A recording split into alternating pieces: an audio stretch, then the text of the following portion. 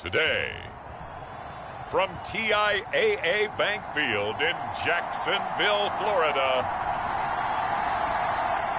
it's Week 12 of the NFL on EA Sports.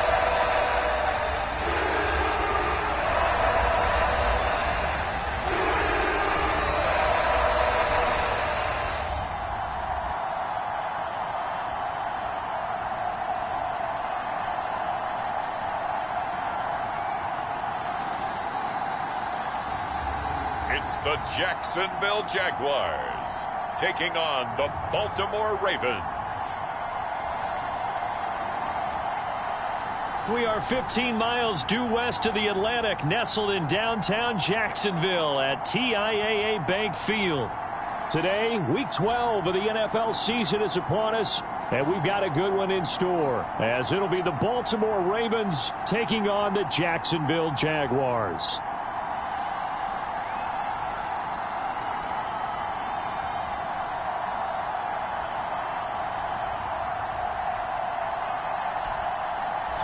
Alongside my partner, Charles Davis, I'm Brandon Gaudin. Charles, you look at this Jaguar team.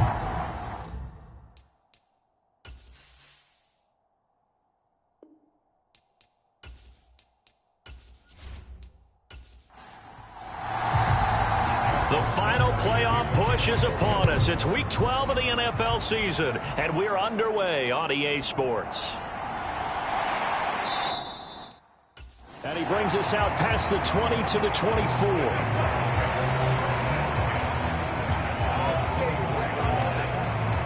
So here's the first drive now for the Jags. They'll be led out by a first-round pick back in 2021 from Ohio State. It's Justin Fields. Well, his ratio was good last week. Most quarterbacks are really excited about a 3-to-1 ratio, but it's flipped in the wrong direction. He threw 3 interceptions, not touchdown passes, and he only had the 1 TD pass in that game. So he's trying to turn that around and find a way for his team to win. And they're able to get this one across the 35. They'll take that 14 yards on play number 1. A good run there off right tackle. In an old-school NFL football, the right side of the offensive line, often known as the nasty side. The left side, usually the technical side. Kind of reminds me of the old Atlanta Falcons 2009, 2010. That's how they constructed their offensive line. So here's a 1st and 10 at the 38. Another run by Bigsby. And he is met at the line of scrimmage, and he goes down right there. So after the run for no gain, here's 2nd and 10. Williams, the man in motion left. 2nd down, here's a run with Bigsby. And the reinforcements come in as they're going to stop him behind the line. It'll go as a loss of a yard, so now they deal with 3rd and 11. Well, this defense for the Ravens, they were excellent a week ago in that victory over Indianapolis. They sure did, and the key number to me was total offense allowed, which was barely over 100 yards. That's a heck of a sign that this defense is really putting all the pieces together and doing it cohesively. The Ravens bring out an extra defensive back here on 3rd. To throw is Fields.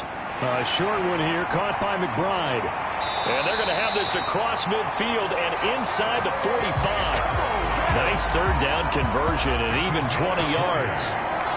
You don't always expect tight ends to be big in terms of run after the catch, but after that play, he joins a growing band of players that's putting that stereotype right on its ear.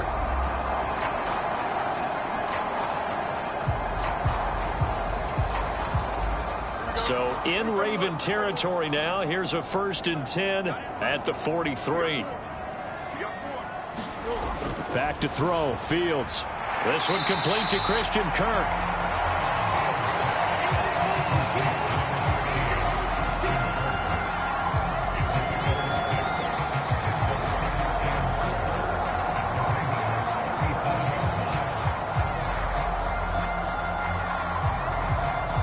So from the 37, here's 2nd and 4. Now Fields. And this throw incomplete. And the defender all over him that time, and it's going to lead to 3rd down. You look at this Baltimore defense, and they've been excellent against the pass, the number 6 unit in the NFL. Yeah, this has been a good defense, but they're going to have to really prove it in this one because guess what? They're facing the number 1 passing offense in the NFL. It's definitely a prove-it day for them. That is caught, and he gets it down a yard or 2 shy of the 30 before he's out of bounds. Catch number 44 on the year. It's a first down.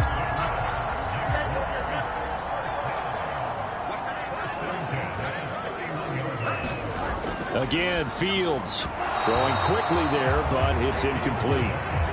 So after the incompletion on first, now 2nd and 10. Fields looking for the out route here, and it's completed to Kirk. And he is out of bounds inside the 30.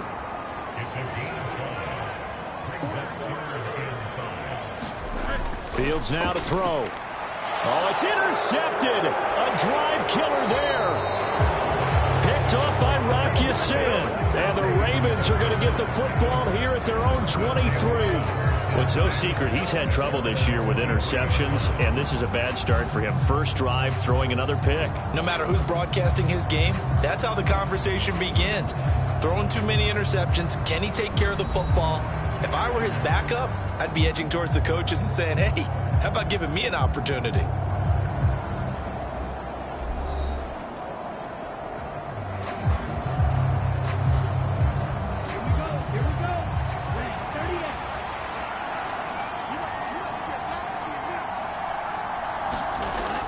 Now on first down, he'll drop to throw it. A short throw caught by Andrews. They'll wind up getting 7 on the play, and that'll make it 2nd down. On the run, this is J.K. Dobbins. And Dobbins is going to pick up a Ravens first down as he'll get this up to the 39. This running game's so important for them, and they know that. It helped lead them to a victory last week when he was over 100 yards. Let's face it, it's their identity, and that's what they want to play to. They want to be that team that runs the ball really well each and every week, and right now we're seeing a pretty good pattern of that happening. So from the 39 now, they'll come up on a 1st and 10. Another run here with Dobbins. And they'll get him down after a pickup of 8, 2nd and 2. These are his numbers from last week's contest. 23 carries, 108 yards. Just an excellent performance from them on the ground last week, and that speaks to an offense that is operating at a high level on all fronts. Of course, that man running the ball, he's just seeing the field so well. But don't forget about his offensive line. They've really asserted their will out there and are confident they can repeat it again this week. So in Jacksonville territory now, here's a 1st and 10 at the 42-yard line. And he's taken down inside the 30. 15 more there, and they're on a roll. It's another first down. Another completion right there. And again, Charles, good time in the pocket. That offensive line on this opening drive been really solid. They've been more than solid. They've really tamped down the pass rush and kept him safe in the pocket, able to look around, find his target, and deliver. He's got to make sure he tells that offensive line in the huddle, thanks, fellas. Let's keep it going. Ready. 33. Yellow.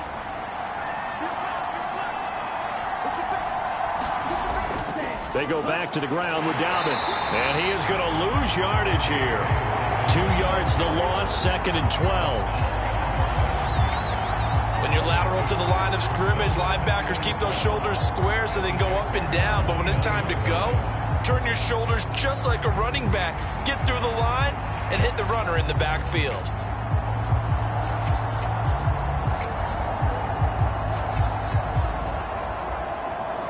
A rare misstep on that last play because the drive has been strong, but now it's 2nd and 12. They're going to look to throw. Shoves him away. They'll wind up getting 10 back as that sets him up for 3rd down.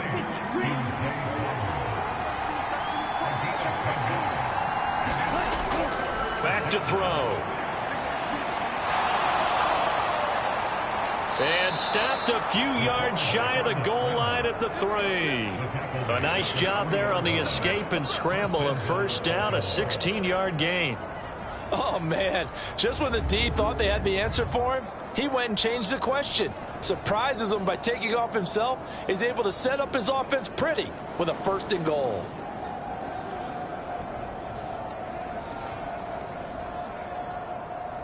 First and goal, a chance to convert that early turnover into points. He's going to try and take off with it. And he is going to lose yardage here. That's going to go as a loss of 2, and it'll be 2nd down. Well, he had success earlier in the drive, keeping it himself. Not here, though. And sometimes when you have that kind of success, you can fall in love with the option a little bit too much and not give the defense credit for making adjustments themselves. And that play starts to lose its effectiveness. Back at the 5-yard line now, 2nd and goal.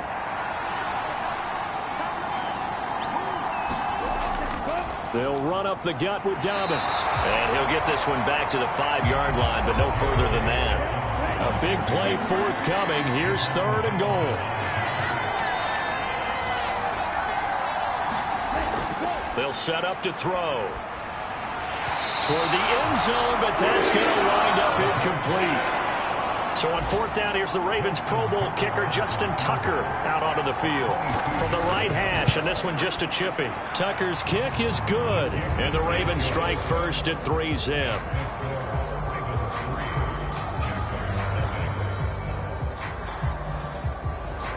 So, Charles, they get to them with their first turnover of the game and then make it hurt a little bit extra with a field goal. And anytime you give the ball up, what's the first thing a coach tells his defense?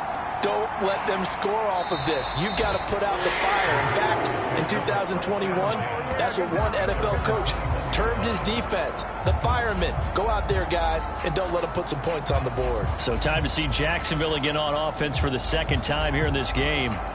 They threw an interception the first time they had the football, only gave up 3 points off of that, so it shouldn't be a difficult hole to overcome. It really shouldn't, as long as they're not listening to the chatter coming from the other side, because when you throw a pick, look, I know defensive backs, they have a tendency to be a little bit loud after they take one away, but they also have a tendency to gamble a little bit more, thinking they'll get a second one. Maybe they can take advantage of that with some double moves. Well, maybe that'll help him settle back into a groove after the interception on the first drive here, picking up the first to start drive number 2. And it is just starting over, isn't it? Sometimes it's just how you have to do it. You have to erase things from your mind. Don't worry about what happened before, because over the course of a game, the good players, things turn out pretty well for them, and that's what he's trying to do here. Meanwhile, Fields' throw into the hands of Kirk. Give him a gain of 5 on the completion, and it's 2nd down.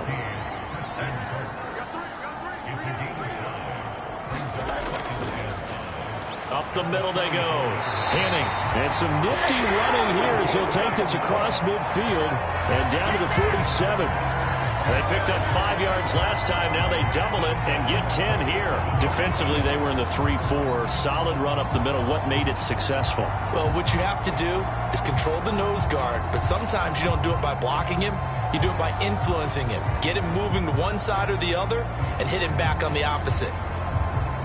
So in Raven territory now. Here's a 1st and 10 at the 47.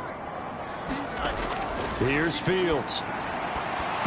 And that is incomplete. Oh, the coverage a little too good there, and it's 2nd down.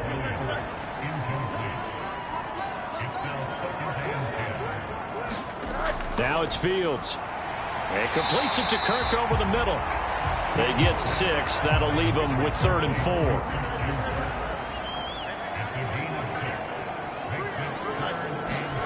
Here's Fields.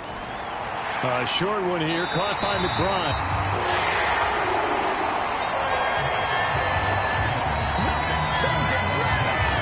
They've been moving the ball well, but this drive was in danger of stalling out. Fortunately, this is a nice throw here, and they're able to pick up a new set of downs.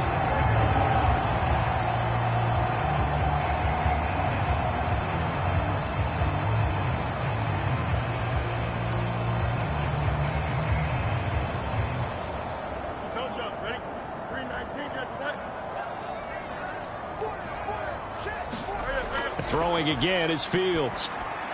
Throw right side, complete to Williams. Call it a gain of 3 on the play, and that will bring up second down. On second down, here's Fields. And that's going to be knocked away and incomplete. And with it, time has expired on the first quarter. 3-0 after 1 on EA Sports. An 8-play drive to this point. So here's play number 9 on 3rd and 7. From the gun, here's Fields. Out to his left. And he can't get rid of it. He's taken down. Multiple players combined for their team's first sack of the game. And on that one, the protection just broke down. You've got to have that leverage, don't you? We always talk about low man wins in the running game for an offensive lineman versus a defensive lineman. It's essentially the same thing in pass protection. Get lower than that defensive lineman so that you can keep your balance and keep him away from your guy trying to throw the football. So now they're going to send out the field goal unit to, as they say, fire away from long distance. This from 54 yards away. And this is off target to the left. Didn't get there anyway. It's no good. And instead of tying it up, they'll remain down by 3.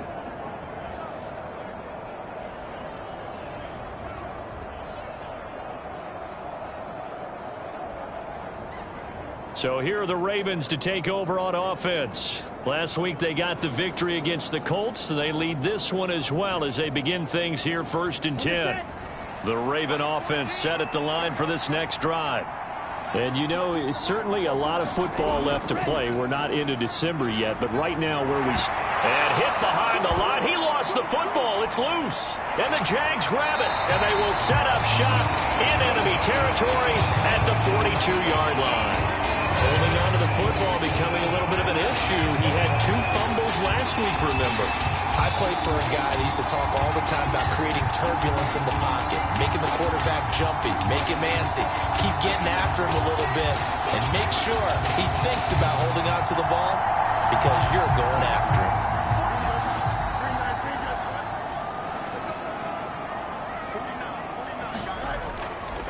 On 1st and 10, it's Bigsby. It's a 6-yard pickup, and it gets him to 2nd and 4.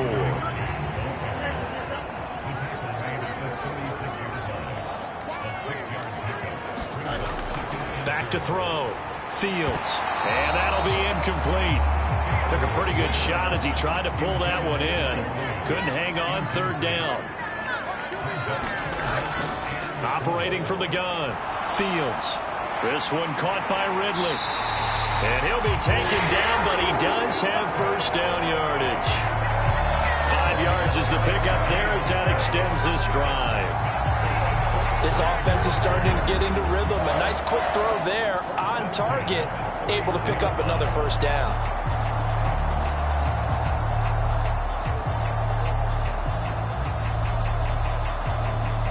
Line of scrimmage, the 31 now on 1st and 10. Looking to throw. Fields. It's a short one here, complete to the tight end. And he'll go down at the 26 following a gain of 6. On 2nd down now. Henning.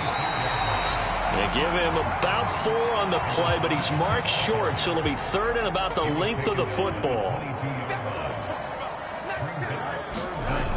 Back to throw. Fields eluding the pressure right. And he will slide to a stop. He does have the 1st down. That one goes for 13 yards, and it moves his sticks. Certainly not a positive sign if you're the D coordinator and you see your guys give up that space so early in the game. 3rd down, that's when the clamps are supposed to come out, but his ability to create things with his legs makes things difficult.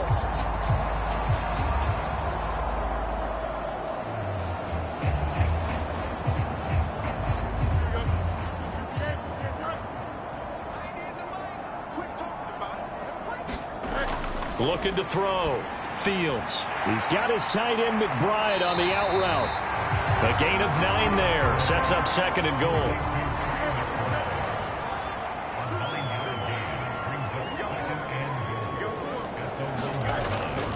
They'll let the fullback try and take him home. And he will get this into the end zone for a Jaguar touchdown.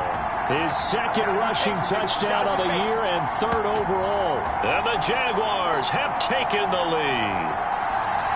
I like a fancy playbook as much as anyone, but sometimes certain situations, they just call for doing the basics. And that's what they did. Gave it to the big boy, and he got in for 6.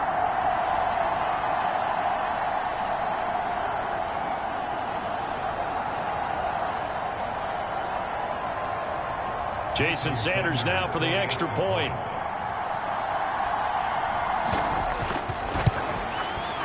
So he missed his lone field goal try, but he's got this one as that extends their lead. So that drive in total 8 plays. And it ends with a 1-yard touchdown run.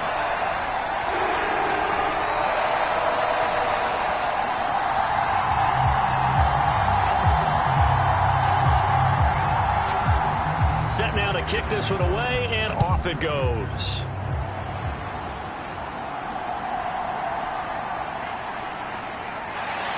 And he won't quite make it to the 25. The Ravens offense now, they get ready to head back on the field. Charles, you got to think the #1 goal here is ball security. Remember, last drive they coughed it up. Then they allowed the touchdown, and now they're trailing on the scoreboard. Boy, the way you described it makes me think that that one actually hurt them 3 times. The fumble cost them potential points. Then they watched their opponent get a touchdown off of the fumble. And third, they lost the lead as a result. Really tough sequence right there. I don't think coaches have to remind them to hold on to the football. They've just got to find a way to get it done. And he'll be brought down shy of the 40 at the 38-yard line. So here's a 1st and 10 at the 38. They'll look to throw. Throw caught by Flowers. They'll wind up getting just a yard. And it'll be 2nd down.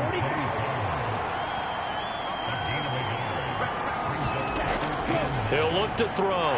A short throw caught by Andrews. And able to use the stiff arm to gain leverage initially, but not much room thereafter. This now a 3rd and 4. He'll drop to throw. They'll set up the screen for Gibson. And he's got the 1st down yardage there as he takes it just across midfield.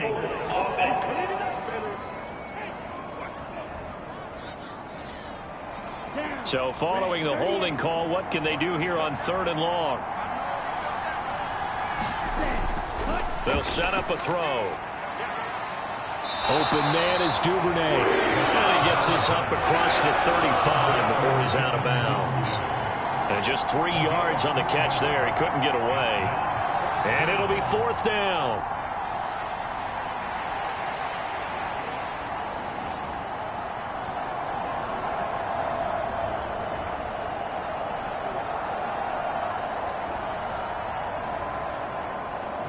Here's Jordan Stout now. He only punted twice in the win last week as he gets this one away. So a change of possession here on the punt. And the Jaguars go on offense, 1st down and 10. Jacksonville set to go again offensively. And they come in losers of 2 straight. And remember, they've got the open date on their calendar next weekend. But you think it's vitally important, Charles, that they focus on the task at hand here? Absolutely, because these players, they know what's coming up. And the difference between taking time off following a win. Oh, he tried to fit it in on the slant, and it's intercepted. Picked off by Roquan Smith. And he will take this down to the 10-yard line. That throw, Charles, over the middle of the field, and a few too many bodies in there got picked. That's a normal situation, too, isn't it? No matter how hard you try and spread the field sometimes, there's always going to be a traffic jam, it feels like, towards the middle. And if there's any type of a missed throw, or maybe the ball's tipped, or just too many bodies in the area, an interception can result. Suddenly it's 1st and goal after the interception. A quick change in the situation here. They'll try and start this drive in the air. Under pressure, down he goes. Sacked at the 10. Devon Hamilton. Able to get in there and drop him behind the line. Well, there's still time to rectify this situation because the silver lining, it took a sack on 1st and goal. But that close to the goal line, it still definitely hurts.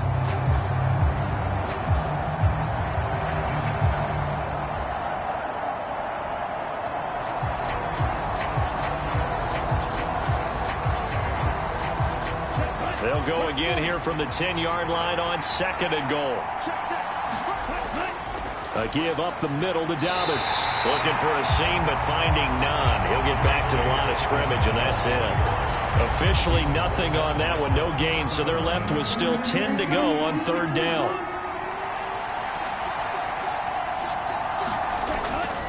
Looking to throw. And able to break one tackle, but then quickly brought down for a nice little gain.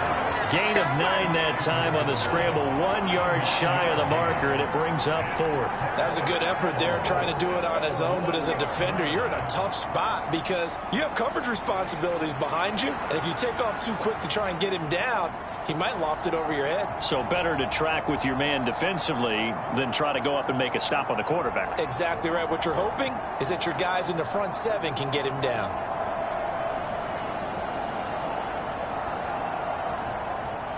The offense is staying out there. Here we go on 4th and goal from the 1. They're going for it with Dobbins. And he'll take it into the end zone for a Ravens touchdown. J.K. Dobbins, his 8th rushing touchdown on the year. And the Ravens' decision to go for it pays off with 6 points. So that, Charles, a big decision there on 4th and goal, and it works out. And that is an example of a coach who's confident in his team. He didn't look at it as a gamble at all. He looked at it as belief. Great starting field position. Let's go ahead and deliver. And they do. Justin Tucker for the extra point.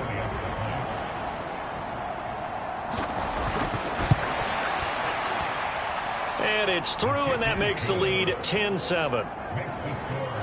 A drive there of just 4 plays. And it's finished off by a touchdown run from J.K. Dobbins.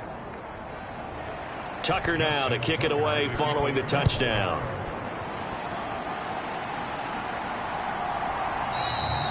And no effort to bring this one out. It's a touchback. And out now comes Jacksonville as they get ready to go. And for this offense, Charles, you got to think kind of crucial here to put something together on this drive, because remember last time out they threw the interception on the very first play. And you can't afford to let this defense keep building any more momentum. They're playing awfully well, and they're awfully confident right now. To me, it's time to attack and take some of that momentum back. But make sure you're selective in doing so. Understand where you want to throw the football and make sure it's open before the ball leaves your hands. Absolutely nobody fooled there. He's going nowhere fast as he stopped behind the line of scrimmage. 2 yards the loss, and now 3rd and 12. So, my man, I pose this question to you. How do you get to be the number 2 defense against the rush in the NFL? Be better than number 3, I guess. Okay, right. And make plays like that, right?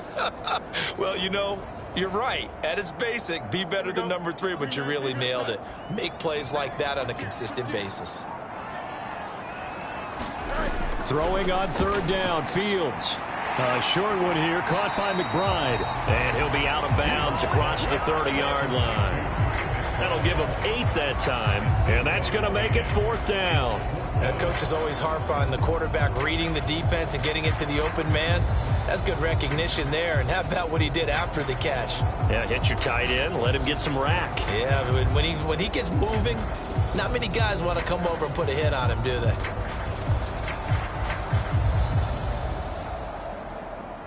So on 4th down, here's Johnny Hecker to punt it away. He punted 4 times in the loss last week as he gets this one away here. And taken right on the 30. They'll score that a 36-yard punt, and the Ravens, they'll take over. Baltimore about ready to go on offense.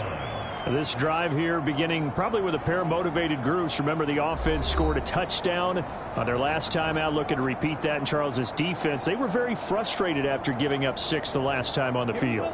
And frankly, it's just a battle of wills in a lot of ways because you know they're both motivated. They both game plan for this drive, and they both have specific outcomes in mind. To me, it just comes down to who can execute better and which side can step up and assert its will over the other. Give him 10 that time, escaping the danger, running with it, and picking up a first down.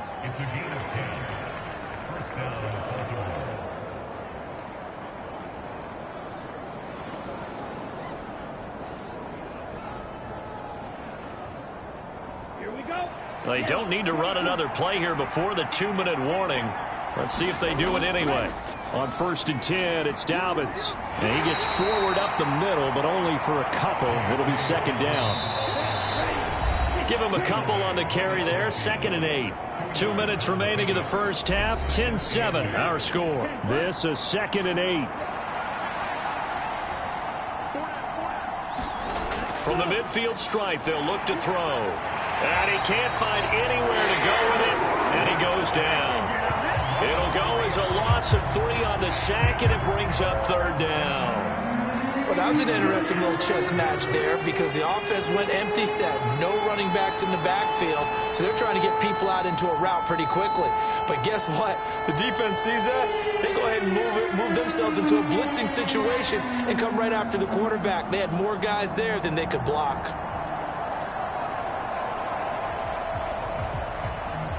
And the Jags, Charles, I think they're in the dime here. Covering a lot of field.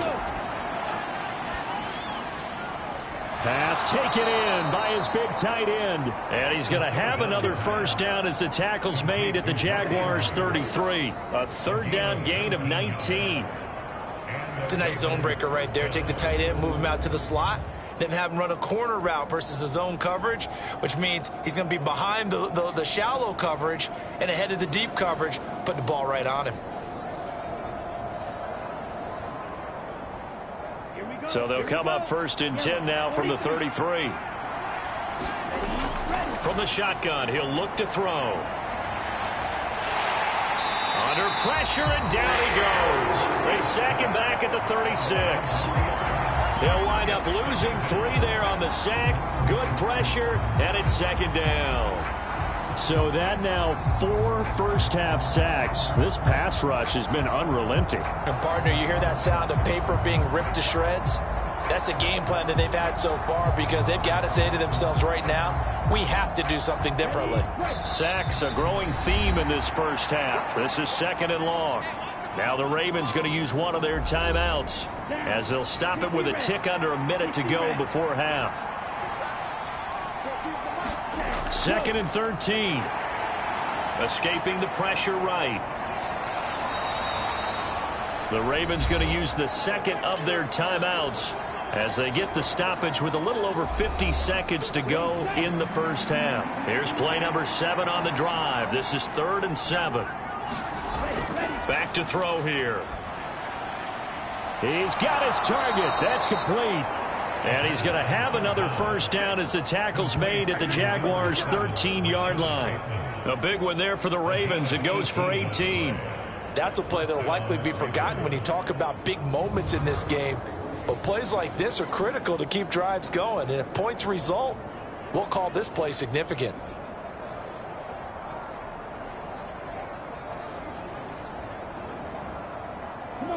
From the 13 now, they work on 1st and 10. And this will be incomplete. Physical play on the football there, and it's 2nd down.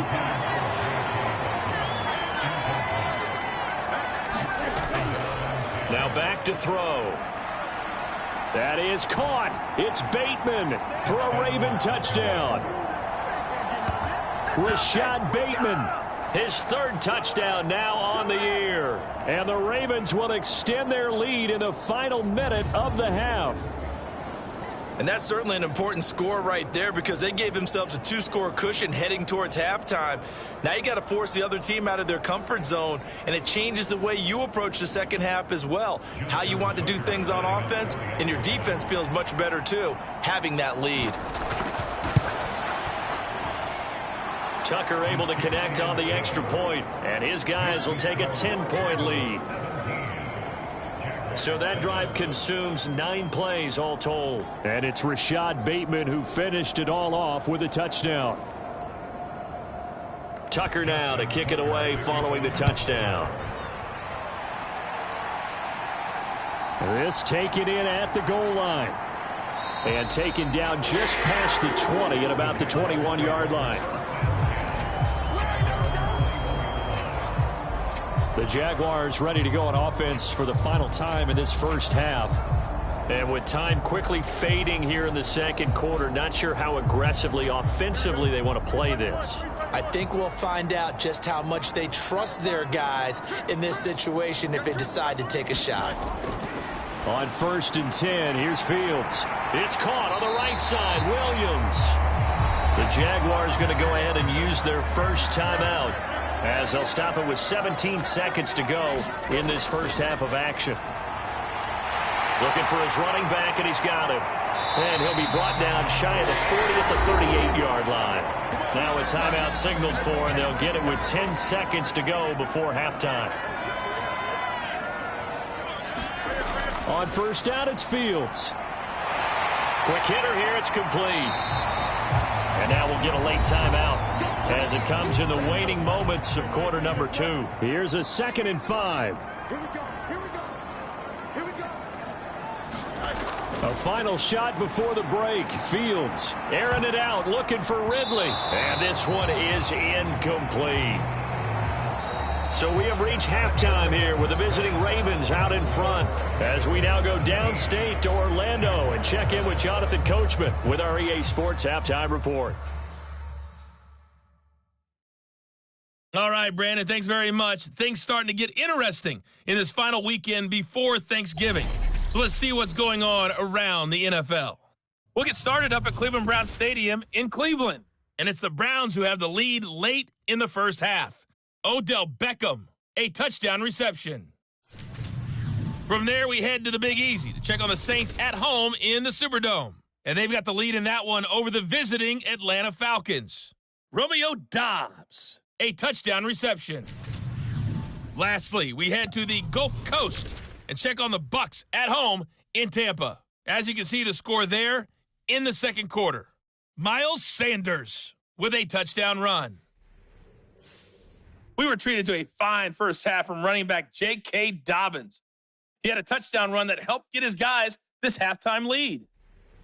Okay, Coach, thanks as always to you and the gang in Orlando as we welcome everyone back in for quarter number 3. A 10-point game, 17-7 the score as we get back to it on EA Sports. And here comes a return from just beyond the goal line.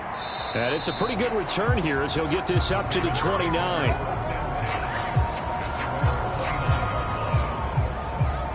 Out come the Ravens now. They'll go on offense first here in this third quarter.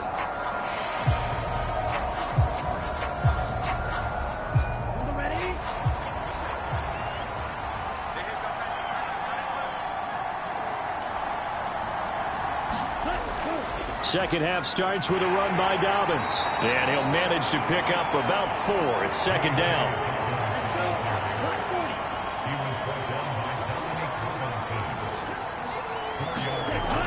They'll go again with Dobbins.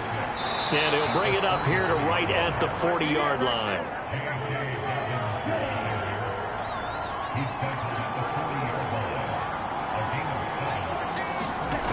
On first down, he'll drop to throw. And that one drops down, incomplete. Good coverage there, forced the ball free, and it's second down. Now a handoff for Dobbins. And he'll be taken down just shy of midfield. Here now, 3rd and a yard. They stay on the ground, but this time it's Elliott. And he's taken down at the 43, but not before picking up the first. That'll go as a pickup of 8. That's quite a spot there for his first carry of the game, but obviously they had plenty of faith in him, didn't they? No question about it. And here, why not go with the fresh legs? Able to push forward, pick up that first.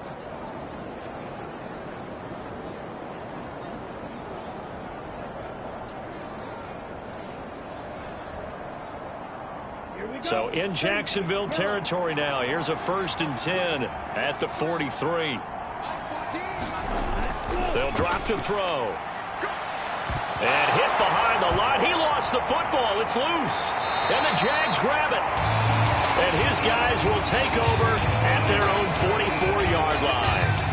Well, CD, that's one of those plays you put a mark by. I mean, that could be a big momentum swing here in the opening drive of the 3rd quarter.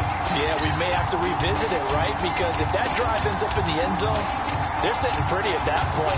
Now, instead, it's a 2-score game that has a chance to tighten up considerably. Good starting field position for them here as they come up 1st and 10 at their own 44. Following the fumble recovery, Fields got a man over the middle. It's Williams. And that's good for a gain of 6, and it'll be 2nd down.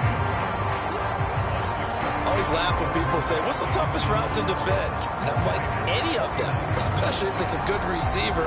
That makes things very difficult. But when you're running a drag route, something short, shallow, going through defenders, using guys almost as screens in order to get open, that makes things tough for guys trying to get to the football. Fields throw taken in by Ridley here. And they'll work this down to the 40-yard line, tackled there.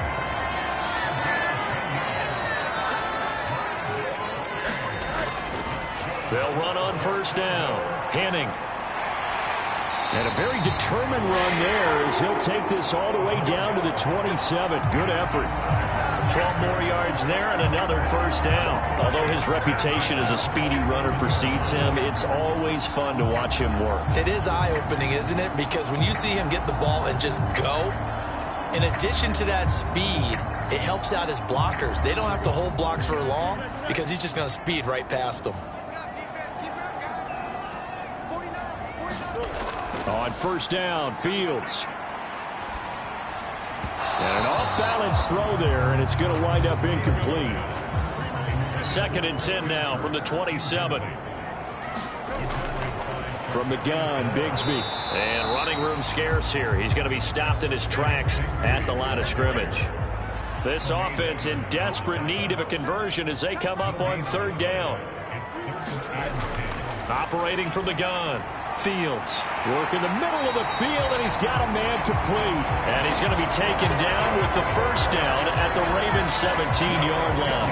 Give him 10 yards there as this offense is on a roll. This drive continues to plunge forward. Even against double coverage, he found enough of an opening for a noticeable gain. 2 guys on him, yet he finds a way to uncover downfield for the completion.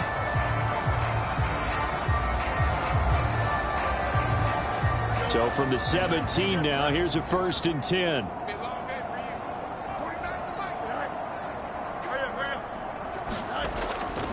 Now a handoff to Bigsby. And they're going to lose some on this play. Being knocked back to the 18. Officially, it's a 1-yard loss. That's going to bring up 2nd and 11. After seeing that, maybe time to go back to some downfield throws here. Yeah, anything. Change it up because the teams that win, the best teams, they're the ones that make adjustments. Doesn't mean you can't come back to what you thought you could get done. Sometimes when you open things up a little bit, you can get back to what you wanted to do before. So after the loss of a yard, they'll look to push forward here on 2nd down and 11. To throw is Fields. That's caught. It's Strange, the tight end. And he's going to be taken down, but there's a penalty flag in the backfield. Is this a hold, or did they rough the quarterback? So a critical mistake, roughing the passer. Now it's 1st and goal. They'll send Kirk in motion right. And they're going to give it to him on the jet sweep. And a minuscule gain of maybe a yard from the 6 to the 5. And the ball smack dab on the 5-yard line. Here's 2nd and goal. Back to throw. Fields. And he takes it in. Touchdown, Jacksonville. Justin Fields. A 5-yard touchdown run. And the Jaguars have cut it back within a score. If you're going to play quarterback in the NFL, you've got to have great vision, and you've got to remain calm when things break down in the pocket. Both of those traits were on display there. He surveys the situation, sees the middle of the field open, so he's just going to step up and take it himself. Very well done there.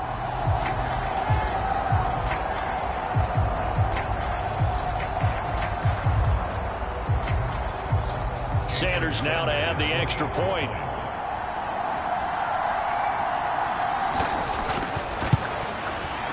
And this is up and good to make it a 17-14 game. A good drive that time as they go 9 plays in all. And it was all capped off by the Justin Fields touchdown run. He took it in himself. And makes it across the 20 as his guys will set up shop at the 23-yard line. And the Ravens taking the field. And last drive, obviously not what you're looking for. You've got the lead. You've got to protect the football. So in other words, someone got lucky because they've been moving the ball really well and wearing them down. In this case, though, giving up the football doesn't make them very happy. They can't wait to get back out there and atone for it. Yeah, try to atone for it here on this drive. They'll start on the ground with Dobbins. And he's going to take this ahead for right around 3 yards, but no more than that. Second down.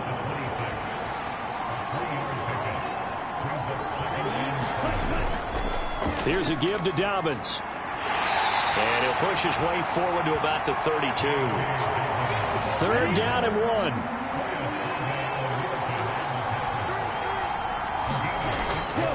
He'll look to throw.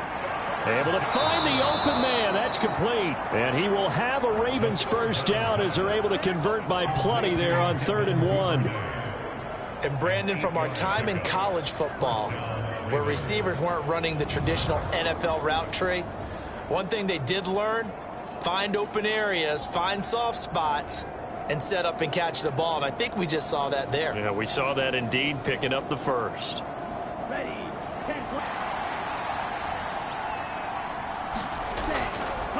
They go play action here on first down. And he can't find a receiver, and he's brought down. It'll only be a loss of a couple, but the pressure gets home on first down. Chalk that one up to bad acting, I guess, because they certainly failed to sell the handoff, and the pressure stayed keyed in on the quarterback. No Oscar awards for this offense, just a loss of yardage.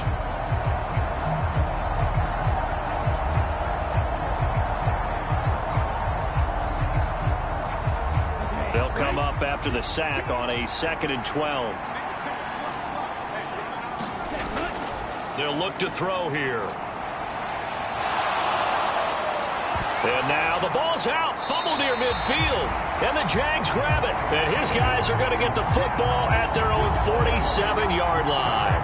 So turnovers, Charles, you figure will be key in the second half, and that's a big giveaway there. Yeah, and as you and I both know, coaches are always preaching ball security, and none more often than right here in the second half of a tight football game. Now you've got to believe what the coaches are saying and take care of that football. Good starting field position for them as they come up 1st and 10 on their side of midfield at the 47. Following the fumble recovery, Fields. So the completion good for 7 there. And it's 2nd down.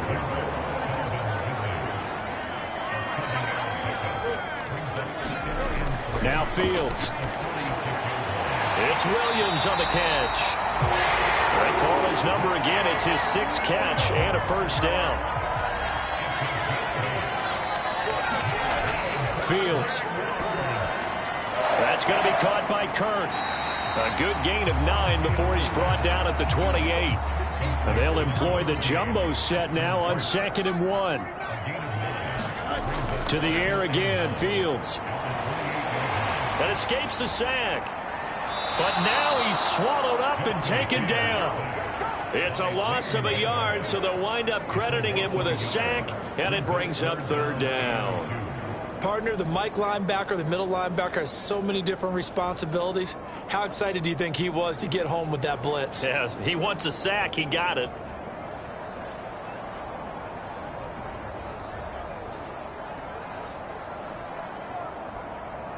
Two yards still to go. 3rd down now.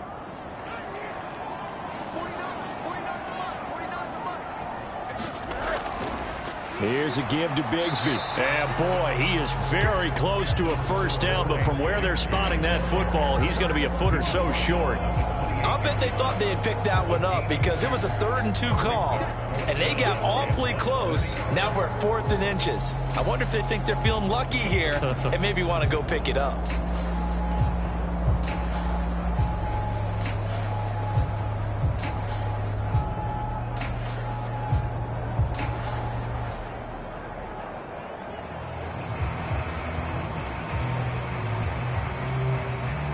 They'll pass up a field goal attempt. It would have been a 45-yarder.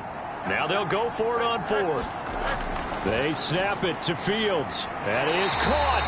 And he'll be taken down, but he does have first down yardage. They only got a couple, but a couple's all that they needed as they convert on 4th. So this offense able to convert on 4th, and now a fresh set of downs here, 1st and 10. Fighting through pressure. And inside the 20 before he's brought down. Give him 10 that time, escaping the danger, running with it, and picking up a first down. It was starting to become a game for him to forget with the interceptions, but that's a step in the right direction. Not only did he choose to run it instead, but he saw the field well and made a nice pickup to get a new set of downs.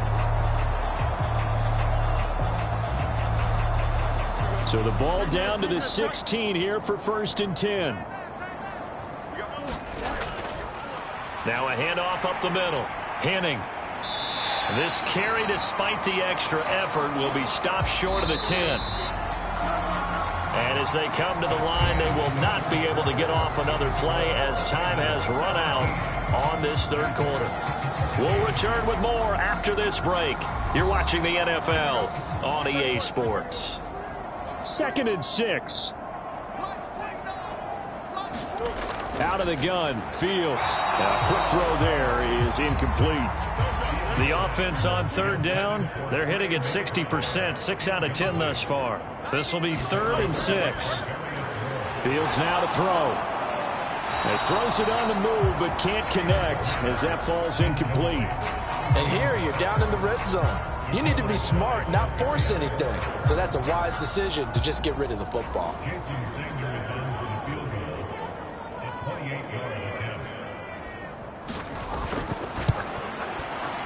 Sanders' kick is good. And in the 4th quarter, this game is tied.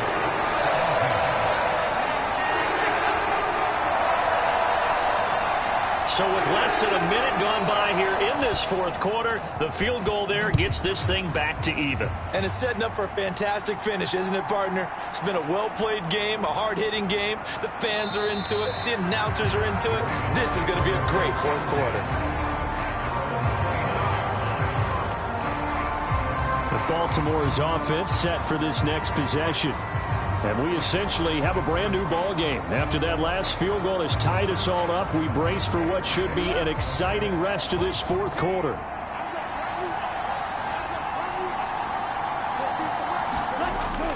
The drive will commence with a run by J.K. Dobbins. And he takes us up to the 40-yard line before being corralled. The 71 yards on the ground here for Dobbins, and a first down coming up. Another carry for their leader, and a good one.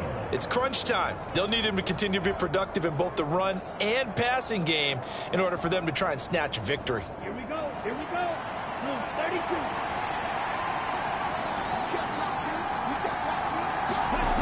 Now on first down, he'll drop to throw it. That one into the hands of Flowers. And they're going to get this up to midfield. 10 yards there, good enough for a Raven first down.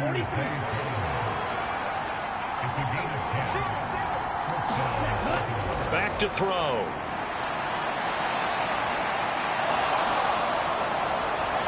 And they'll get him down as he's inside the 40. Nothing open downfield. He keeps it himself for 11 and a first down. From here on, any score could be the winning one, and he is certainly aware of that. Look at the way he locked in on that marker and made a mad scramble to get to it for the first down.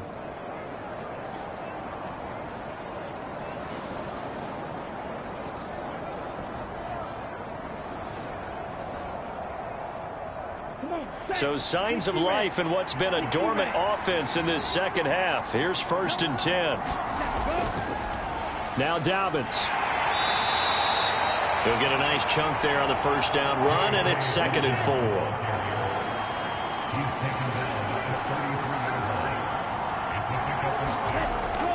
Now they'll throw here out of the gun. Over the middle, complete. That's Moore.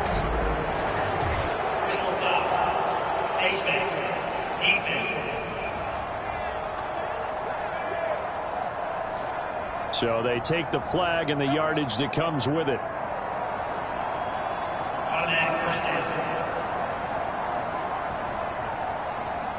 So now factoring in the face mask, here's 1st and 10. They'll set up to throw. And now they're inside the 10 as he's brought down at the 9. It's 2nd and 7 from the 9. Now they'll switch it up here and look to throw. His pass caught at the 4. And he'll get this down inside the 5 to the 4 before he's out of bounds. So give him 5 yards there on the pitch and catch. And now 2 yards to go on 3rd down. They're going to look to throw. And he is going to go down. Back at the 11-yard line. Dominique Robinson, the one who got in there to drop it. You know, on these types of plays, we're always looking to assess blame. Okay, where did it break down? Sometimes it's just a great play.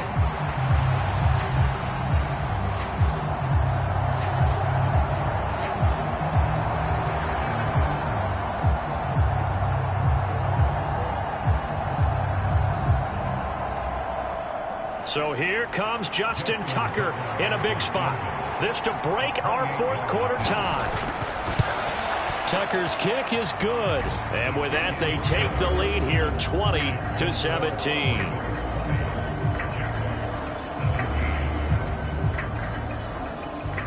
So the drive here ends with a field goal. It does give them the lead, but this one's still certainly a long ways from over. It definitely puts a lot of pressure on your defense to hold the lead, right? They're happy to have it and happy to be out there trying to do so.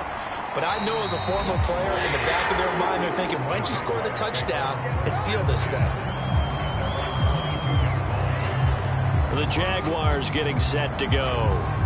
And now they find themselves trailing following the field goal. Still a good amount of time in this 4th quarter, but this drive very well could determine the outcome of this ball game. Bigsby with a carry to begin the series. And he will lose yardage on the play. Back at his own 19-yard line. 2 yards the loss, 2nd and 12. This linebacking core, they've done a good job of keeping that running game in check, haven't they? They certainly have, and what they'll also do when this game is over is thank the guys up front, the big defensive line, because they've kept them clean, so to speak. Not letting blockers get to them, allowing them to run to the football and keep that running game bottled up. A shotgun snap, Fields. And that is incomplete. A lot of force bearing down on him there. He could not hang on. It's 3rd down. Now it's Fields. And that's going to be incomplete. The contact there enough to jar that ball free.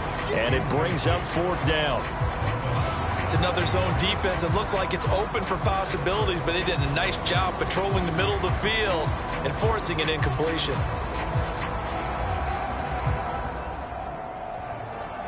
Here's Johnny Hacker now as he'll kick it away for the 2nd time.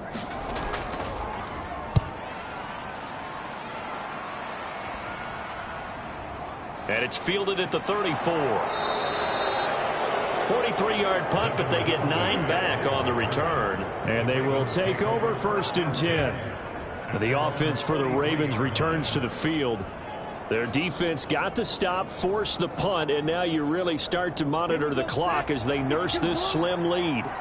So good starting field position for them here as they come up 1st and 10 at their own 43. Throwing to start the drive, but that one incomplete. He did a fine job there not hitting it before the ball arrived, and I've got to tell you, you can often mistime that play because of the angles of approach. When you're going to get him, sometimes you panic as well and think, I've got to be there right now. Instead, in this case, timed it perfectly and knocked it free. And this looks a lot like the last play. Behind the line of scrimmage, he's tackled for the second straight go-around. Great job by this Jacksonville D. And this is why the head coach gets paid the big bucks. Look at where they are in this situation, partner. Do you throw the ball here in a long-distance situation? Do you run it again and trust your defense and make sure you take care of the ball and punt it away? What kind of options do you have here, and what do you trust more on your team? Yeah, they may have just pushed him back into that throwing situation. We'll see. A short one there, caught by Likely. So the completion gets him just a yard, and that's going to bring up the 4th down. I hate to surrender the football when you're nursing a slim lead, but they're going to have to punt it away. Trust that defense. It's the right play at this stage of the game as well. You don't need to press it here because you do have that little bit of a cushion, and you count on your D to make it stand up. The Ravens send their punter out now as he'll come on to kick this one away. First kick, 47. This one looks good as well. We'll call it a 42-yard punt, 3 on the return. And it'll be Jaguar football as they take over deep in their own territory. Jacksonville back on offense and ready to take over.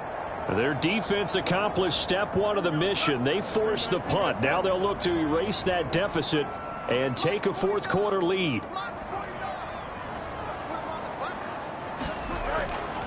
On the ground with Bigsby to start the drive.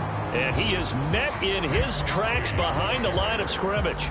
He'll lose a yard there, and it's 2nd and 11. Seems pretty obvious defensively a key was stopping the run game. How have they done it so successfully? To me, it seems that these guys really did a nice job of paying attention during the scouting report meeting. And you know, Brandon, when they do those, they talk about the top plays that these guys like to run. The best runs for the top running back.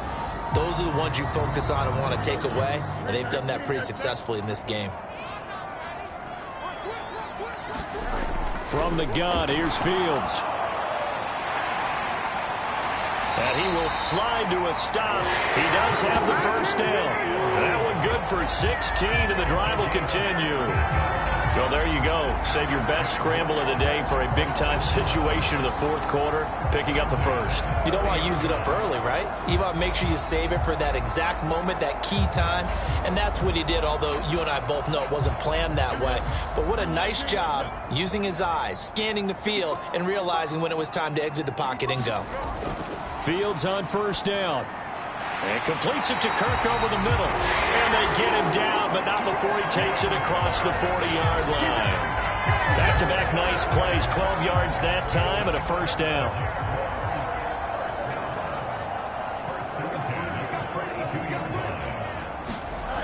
Here's Fields. A short one here, caught by McBride.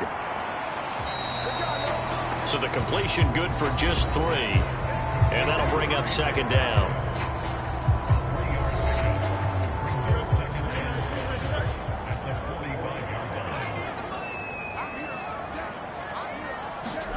Here's Fields. Goes right back to McBride. And he's going to be taken down with the first down at the Ravens' 45-yard line.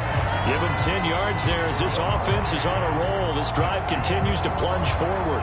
And here we are in the 4th quarter, partner, and watch them drive for what would be a go-ahead touchdown. And you and I both know this is where you need a quarterback who can keep his cool back there. Not just for himself, but to keep the rest of the team relaxed too. Here's Bigsby. And this one goes nowhere. Losing yardage on the play back at the 46. Officially, it's a 1-yard loss. That's going to bring up 2nd and 11. And the trend continues here in the 4th like it was in the 1st, 2nd, and 3rd. He's had nowhere to run. And you're probably thinking to yourself, why do they keep feeding him the football? Well, they trust him first and foremost. They do believe that over time he might actually pop one of these runs. But bottom line is he takes care of the ball well for them, so they'll keep handing it to him. On 2nd down, here's Fields.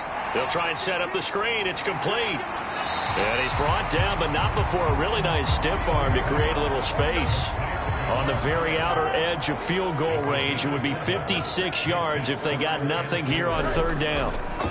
Operating from the gun, Fields. And he won't get to the marker. He's a yard short. A pickup of 3 and leaves him with 4th and 1. They didn't get the first down, but I have to say I do like the call. I like what they were trying to do. Try and hit your receiver on the run and see if he can pick it up, keep it on his feet, get a little rack yardage. Yeah, but a nice job defensively to get to him and keep him short of the first.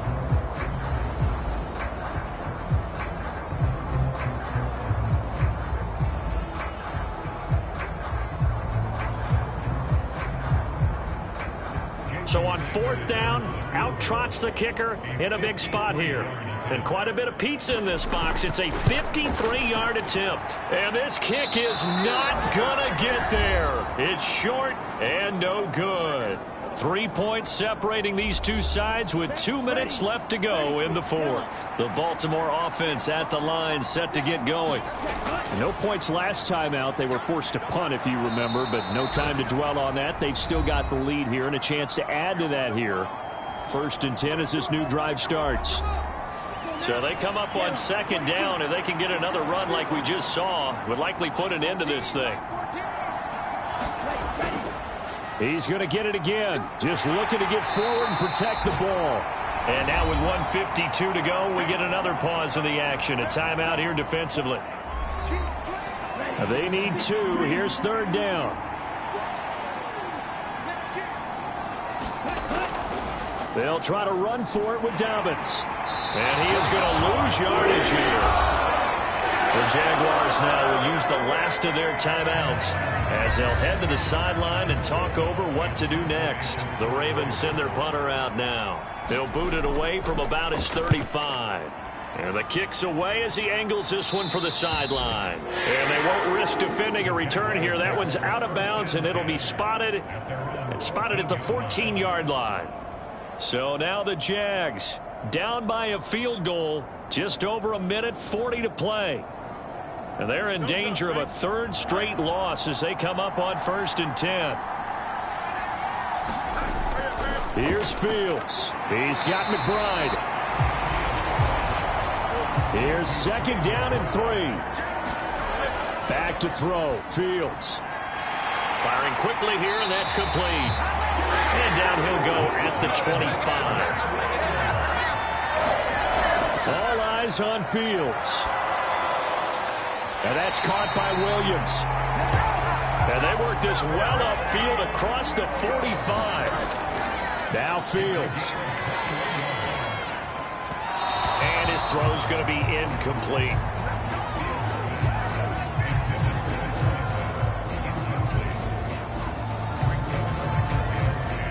Under 50 seconds to play. Here's 2nd and 10.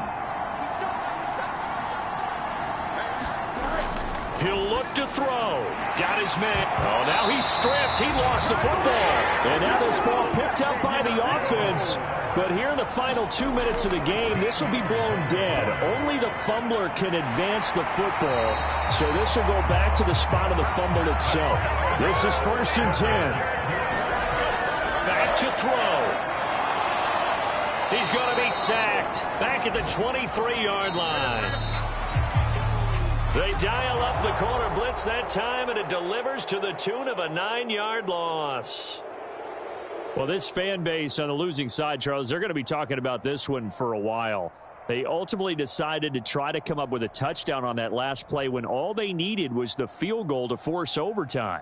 Yeah, and the reasoning behind it, that's what we're all waiting to hear, because sometimes there's things that we don't see on the surface. Did the coach feel like, if he tied the game, they couldn't go any farther? They had too many injuries.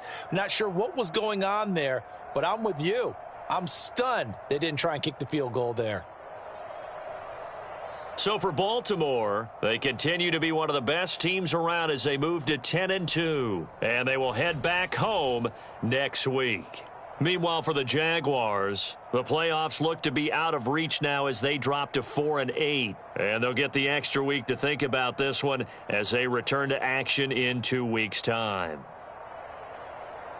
I'm Brandon Gaudin. Certainly have to thank Charles Davis, my broadcast partner, and our entire crew. We'll catch you next time right here. It's the NFL on EA Sports.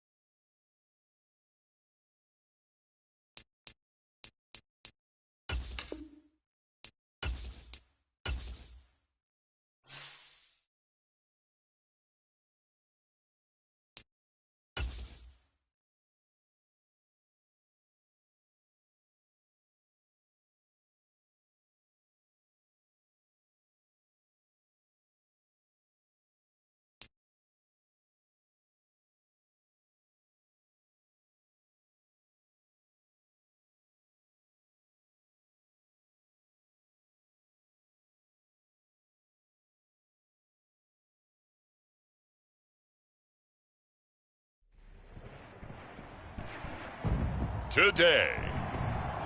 It's Madden NFL football. It's Week 12 of the NFL on EA Sports.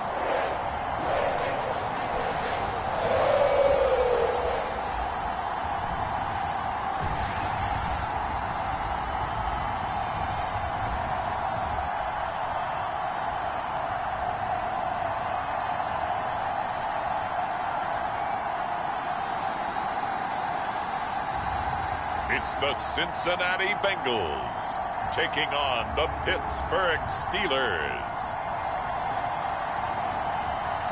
EA Sports coverage of the National Football League takes us to the banks of the Ohio River and Paycor Stadium in the Queen City of Cincinnati. Today, Week 12 of the NFL season is upon us, and we've got a good one in store, as it'll be the Pittsburgh Steelers taking on the Cincinnati Bengals.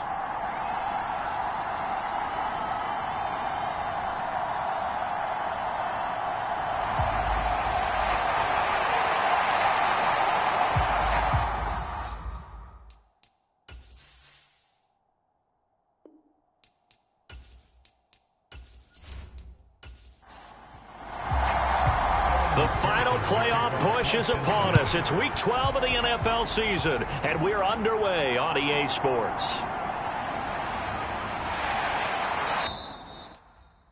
And he'll be tackled just shy of the 25.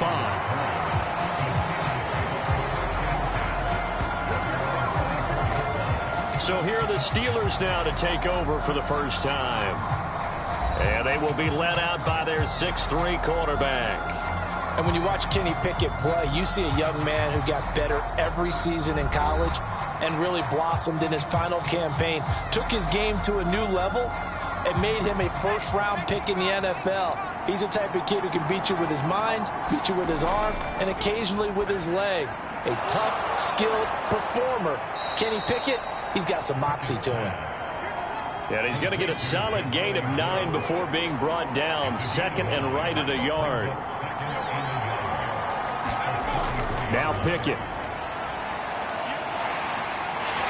The Bengal pressure gets him that time. Down he goes. Trey Hendrickson in there to get him. And on the season now, that is 9 sacks for him. And the sack parade continues. Remember last week, they had an astounding 8 sacks. Another one there on the opening drive. And they have the mentality of just attacking the quarterback in the pocket, no matter what. They're one of those teams that says, we play the run on our way back to the quarterback, and that philosophy works for them very well. 3 and out, a real danger here on their opening drive as they come up on a 3rd and 12. Back to throw, Pickett. Into a double team, and it's intercepted. Chidobe Awuzie with a pick. And he will bring it back. It's a pick 6 for a Bengals TD. Well, CD, these two teams barely off the buses, and this defense already has a sack and now the interception and the pick 6 to take the lead. Partner, you have to think that this was part of their game plan coming in because they wanted to embrace an aggressive mindset and attack on defense. They were trying to force that quick miscue, and I would say that their plan worked to perfection.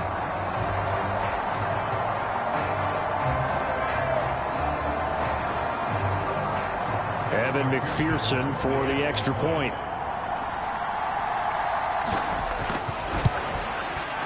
And he's got it to make it 7-0 Bengals. A heck of a play there defensively, getting the interception, navigating his way into the end zone for the touchdown. So they throw the pick 6. They'll get another shot at it now as this one's in the air. And from the end zone, Deontay Hardy will bring it out. And he will make it to the 20-yard line and no further.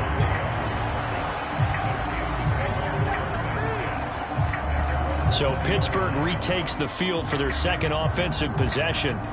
And you figure this should be a healthy, arrested, a focused unit. And they're working on a good winning streak. They had the week off last week. This is really a team, Charles, that should be in top form. I would agree absolutely with that. What coaches worry about, what organizations worry about, though, is overconfidence. They've been playing so well, and now they've had that extra time off. And we've seen teams come back off the open week and come out flat. So what a lot of good coaches do is they kind of game plan for that with their teams. On defense, they may blitz more in the beginning to get them going. On offense, they may go more up-tempo. Anything to get them out of that lethargy right at the beginning.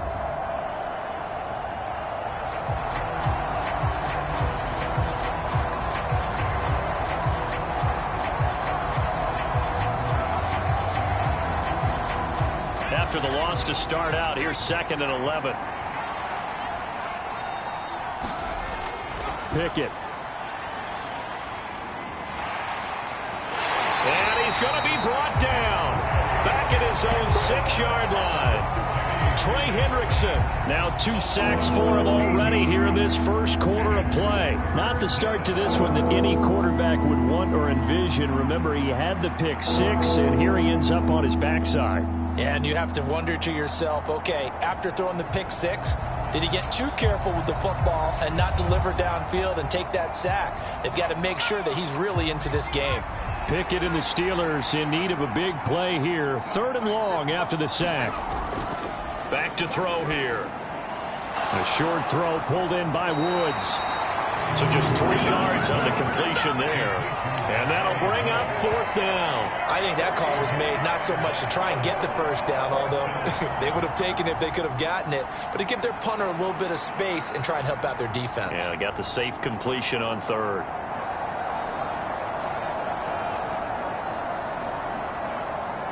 The Steelers send out their punter now, as his first punt will come from inside his own end zone.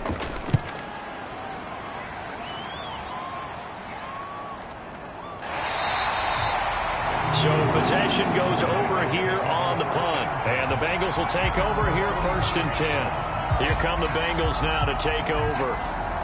And a glance here at their shifty mobile signal caller. Okay, I'm not taking a turn to negative town, even though it's going to sound like it. The 2 interceptions he threw last week, those obviously have to be eliminated, and that was the focus of practice this week.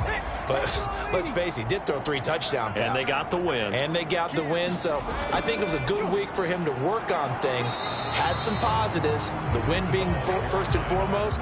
Now he's just got to eliminate those interceptions. From the 48-yard line, here's 2nd down and 7. The throw over the middle taken in. 60 catches for him now on the year. This last one, a first down. They'll look to throw. That one taken in by T. Higgins. This 2nd and 4.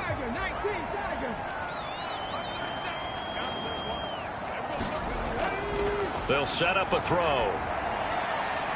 That's caught by the big tight end, T.J. Hockenson. And they're going to have themselves another first down as the tackle's made at the Steelers' 21. The Bengals passing game finding a rhythm. They've got another first. Well, certainly as a fan, you get a little bit nervous when you see him make those kind of throws. But they work on that in practice more than we know. And most of them now know their limits and know what they can get away with. And there's completion right there.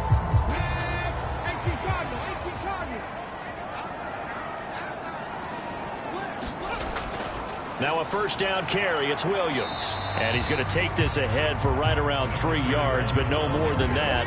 2nd down.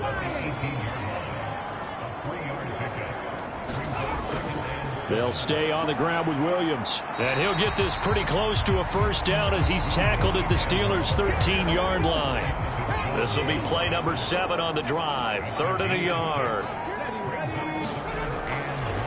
Now back to throw. He's going to get that to his running back out of the backfield. And the Bengals are going to have 1st and goal coming up as they're able to convert there on 3rd and 2. Well, no question, this is exactly how they wanted to start this football game. And nice pass there. And now they're set up beautifully, Charles, to finish this off with a touchdown. Yeah, but they've still got to finish it off, partner, and that means they've got to execute at this stage of the field. So we've seen many teams march it right to the goal line and not cash in. They've got something dialed up here that puts it in the end zone. Looking to throw. That's to Chase. He's got it. Touchdown, Cincinnati. Jamar Chase, his 4th touchdown on the year. And the Bengals go up by 2 touchdowns. Early on, when they have all facets of the game working in tandem. Yeah, you give the defensive touchdown early, give you the first score, and then your offense piggybacks on top of that and gets their own. And any coach we've ever talked to, we've had that conversation with them prior to the game, they always say, if we can score on defense or special teams, that gives us like a 95% chance of winning the game. I don't know if that number's correct, but it certainly does tend to play out that way, doesn't it? It does. Extra point by McPherson, up and good. And that'll make the score 14-0.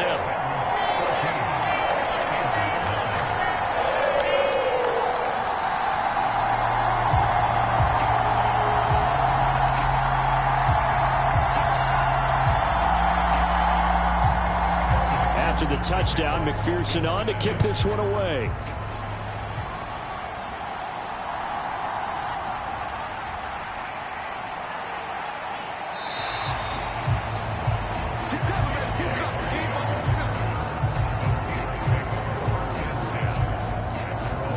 Pittsburgh getting set to take the field. Not only are they in search of their first score, they're in search of their first down in this ball game as they come up 1st and 10.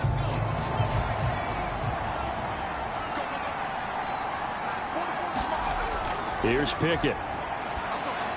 Throw left side is hauled in by Palmer. 2 yards on the pickup there, and it'll be 2nd down.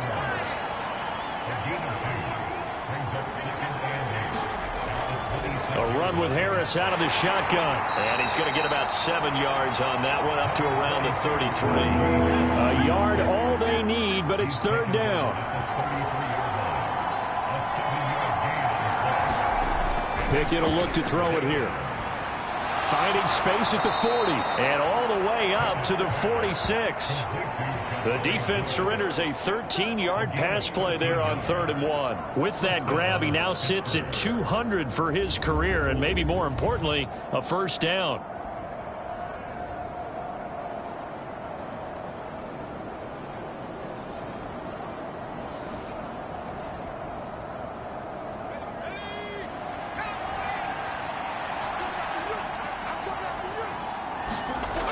Pickett, he'll look to throw it.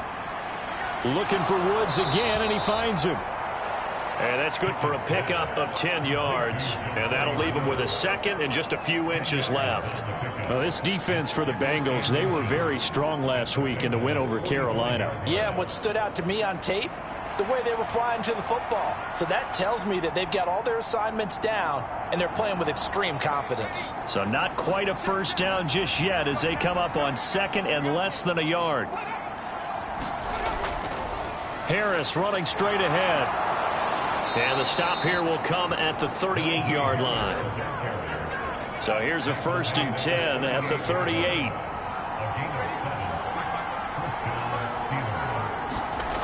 Looking to throw, Pickett.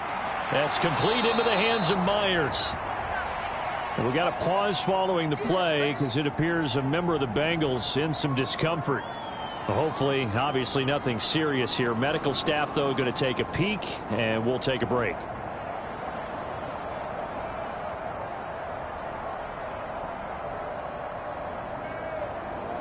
From the 31, here's 2nd and 3.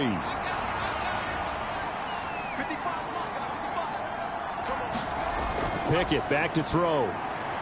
It's Myers again with another catch. Back-to-back receptions for him, and it's another 1st down. In so many ways, throwing the hitch route is actually one of the safer things an offense can do. Get the ball out to the receiver as fast as possible, hope he's got man-to-man coverage, and hope that his athleticism wins. And he lost the football, and the Bengals grab it. And nothing but green grass here, middle of the field. And this is taken into the end zone. A fumble recovery and a Cincinnati touchdown. Well, Charles, not only did they fumble the football, but they're starting to fumble away their chances here a little bit. We've got a 3-score ball game now here in the 1st half. The last thing you want to do, partner, is help the other team with our avoidable turnovers. You want to hang on to the football because you're already playing against a good team. You're just making it easier for them by giving them extra opportunities.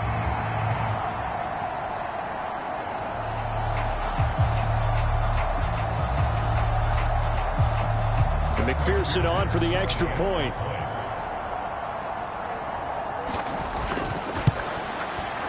It's good, and before you know it, it's 21-0. The scoop and score, always an exciting play in football, and we witnessed it there, grabbing it off the ground and then rumbling it into the end zone for 6. So how about this for a start? 21-0 here in the first as they kick this one away. On the return, Deontay Hardy. And able to get this across the 20, but not much further as he's dropped at the 23-yard line. The Steelers offense now, they head back onto the field. Well, CD, you kind of feel like they're in a bit of a danger zone right here because now you're down 3 scores, and I know we're in the first half, but the way this offense hasn't been able to generate anything, you feel like they probably need to get something going on this drive, right?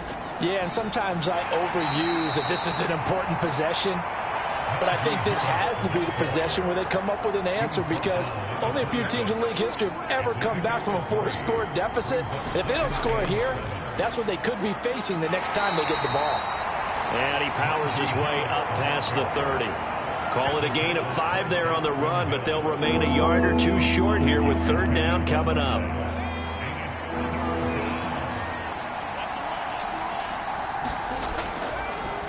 Operating from the gun, Pickett taking it right down Broadway. And he will bring it back. It's a pick 6 for Bengals TD. Charles, it is pretty rare that we see a team build this kind of lead in the opening quarter. And, man, they seem to be clicking on all 3 phases right there. The defense doing its part with a pick 6.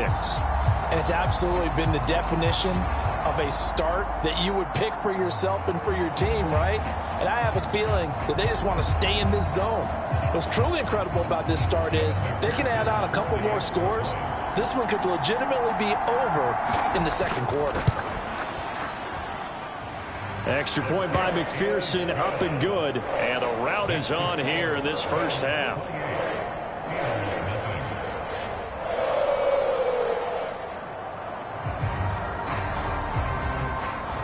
So this not what we expected. 28-0 here in the first as another kickoff is away.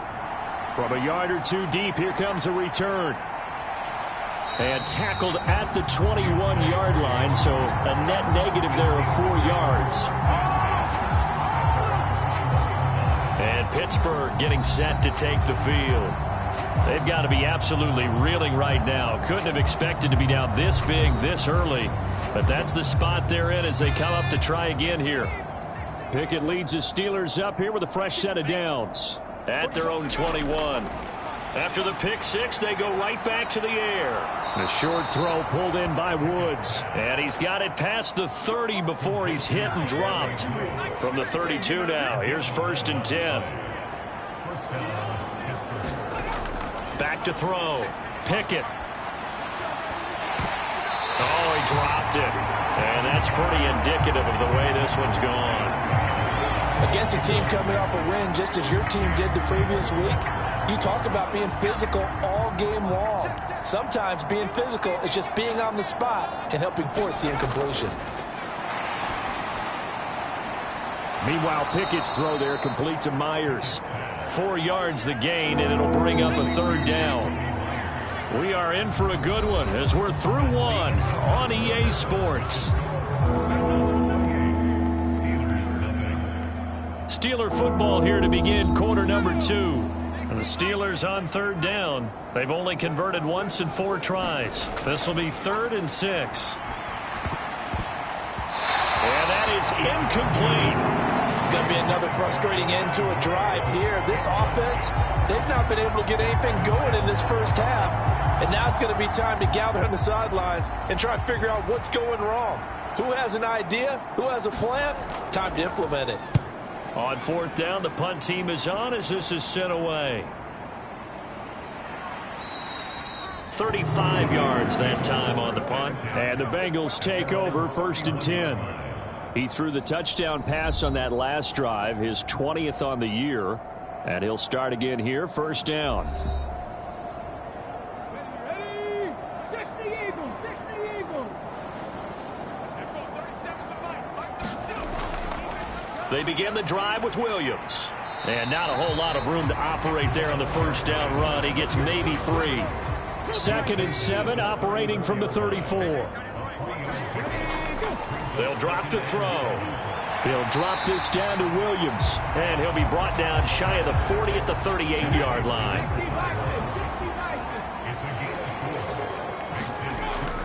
They'll try and run for it. Here's Williams. That's a good acceleration there as he's across midfield to the 48-yard line. It's a gain of 13, and the Bengals have a first down. The CD a lot of times like to separate speed and quickness, and they've got a back that's both. We know that he's fast in the open field, but, man, his first step is so quick, too. It is something, isn't it? Because you think of that type of speed getting to the perimeter and turning upfield, but also when you run those inside runs, he can get into the secondary so fast the linebackers don't have a chance to react. Okay, ready?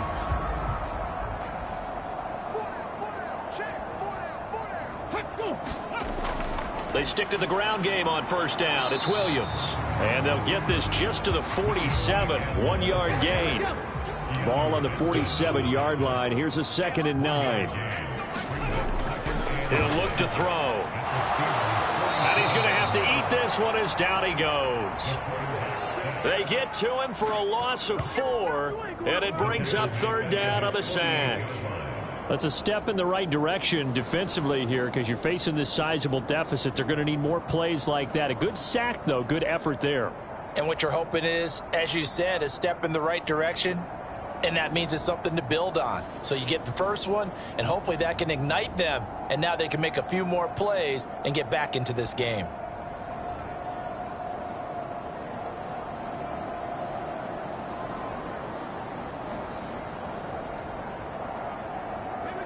The Steelers now in the nickel here on 3rd down. They'll look to throw here.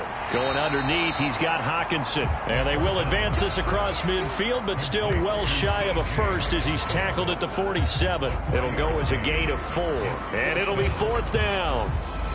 There's a completion to the tight end, and I think that we're looking at something out of central casting, frankly. Absolutely. I mean, size, the hands. Speed. I mean, can flat out run. You put that whole package together, you light up the eyes of an offensive coordinator, don't you? Blake Gillikin on to punt now on 4th down. And this one will not be returnable as it sails out of bounds. The Steelers ready for their next possession.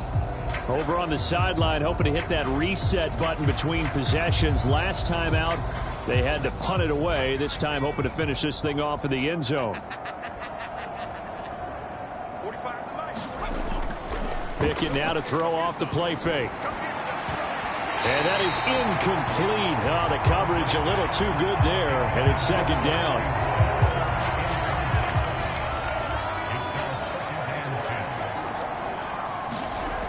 From the gun, here's Pickett. And he'll be taken down by the Bengal pressure.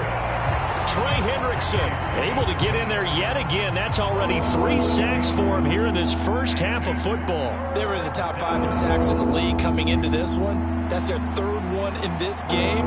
Obviously, pass rush has been a strength of this team all year long. And apparently they're not satisfied with top 5. They want to climb that ladder. Yeah, I think it goes back to their offseason. They decided to make it a priority, and it's working out.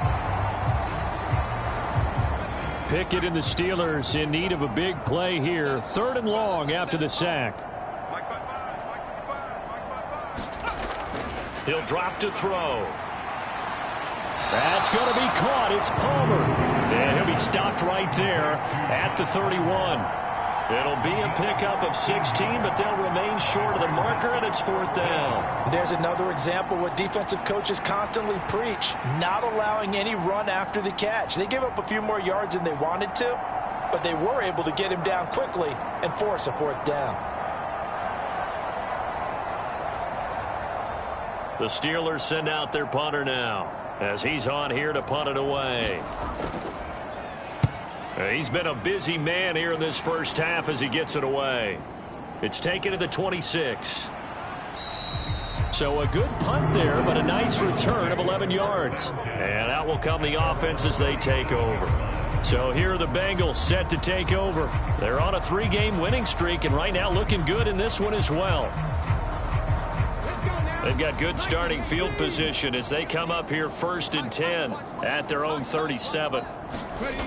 They'll come out throwing here to start the drive. This one caught downfield by Higgins. And they'll get this well past midfield before being stopped just before the 35. A good pickup there, 26 yards. Well, this is an awfully tough route to defend in man coverage because he lines up on the right and then runs a crossing route back to the other side of the field.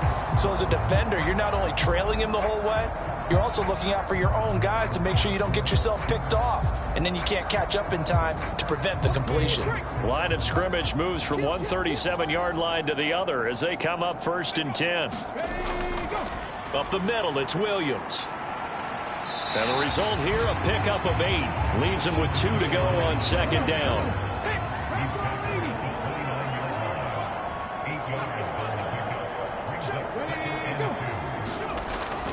Again, it's Williams.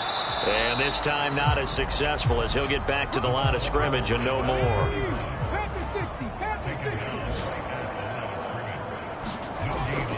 On 3rd down, here's Williams. And he'll be taken down, but he does have 1st down yardage. 45 yards on the ground for him now on 9 carries. I know at times today's NFL sure feels like everything's about the guy throwing the football. But when you've got a guy who can run it and move it and gain this type of yardage, you'll take him each and every time.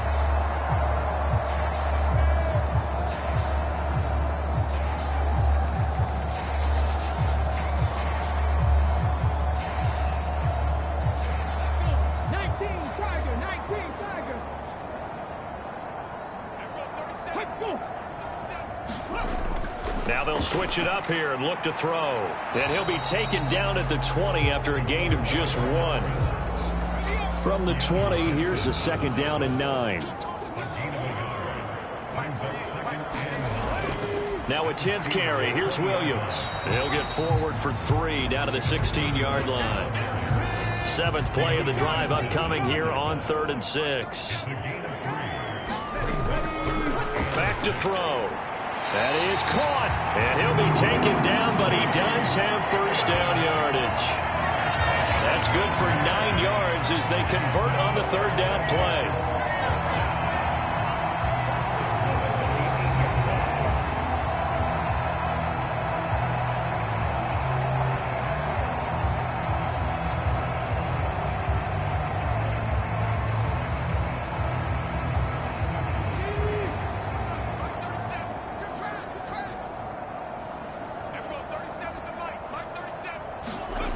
They'll set up to throw. He's got it. Touchdown, Bengals. T.J. Hockenson from 8 yards out. And the Bengals are able to widen their lead here in this first half. So this now 34-0 with the extra point pending. And, Charles, I thought these guys might have the advantage coming in, but I didn't expect this. Well, I'm glad we're going with full transparency here because I didn't either. I thought we might be looking at a 24-20 type game, maybe 13-10 at the half. But this has been total, utter domination. Extra point by McPherson, up and good. And a rout is on here in this first half.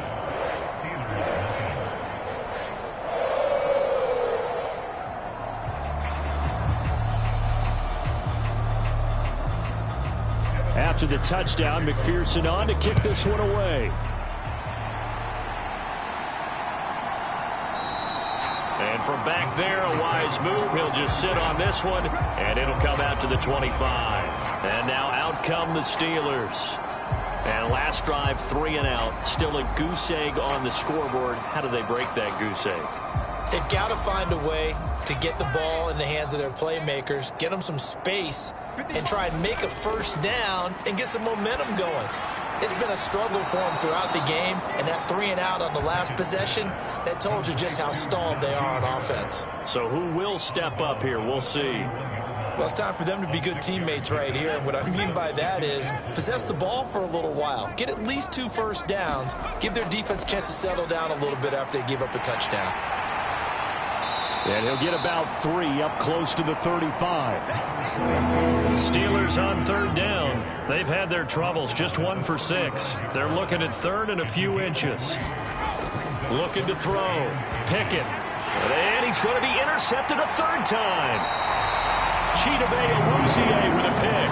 And this one will be returned to right around the 38-yard line. Well, there are several factors at play for why they face this deficit right now, Charles. But that's now 3 interceptions that he has thrown and just giving the football away. Pretty careless here in the opening half. Yeah, I know that all of our parents taught us to share as youngsters. But in this game, you don't want to share with the other team. Keep it for yourself. Keep it for your team.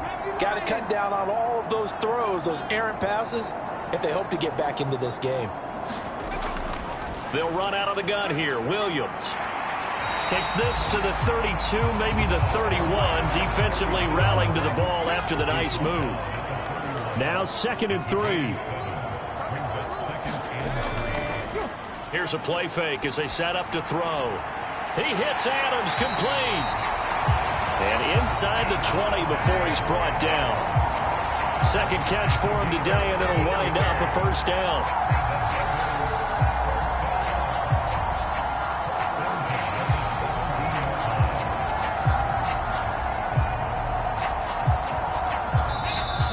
And we've hit the 2-minute mark in this first half of action. So from the 17 now, here's a 1st and 10.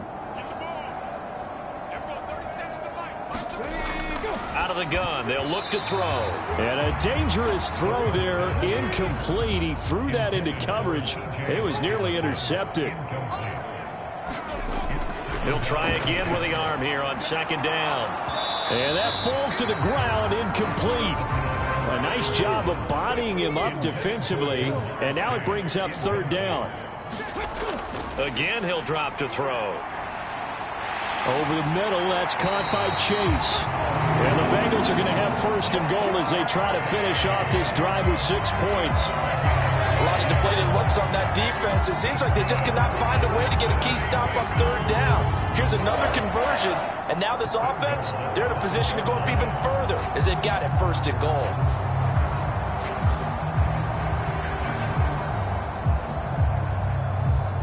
A chance to really cap off a big first half here as they come up on 1st and goal. And a quick throw here, that's complete. Only a yard of the completion. It's 2nd and goal.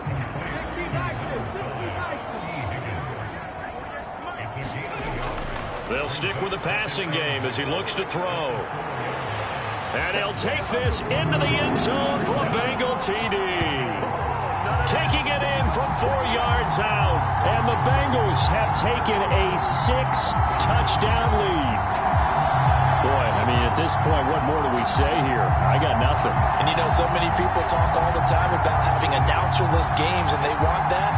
This could be a candidate for it, because if we stay here and do this, we're going to have a lot to fill in the 2nd half. There's still another half?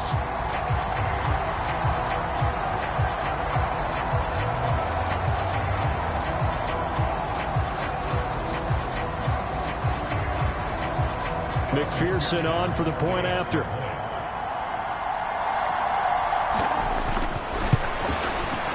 And the route is on here in this first half. So that winds up a 7-play drive all told.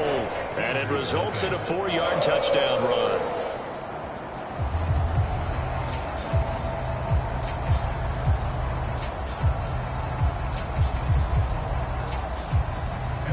After the touchdown, McPherson on to kick this one away.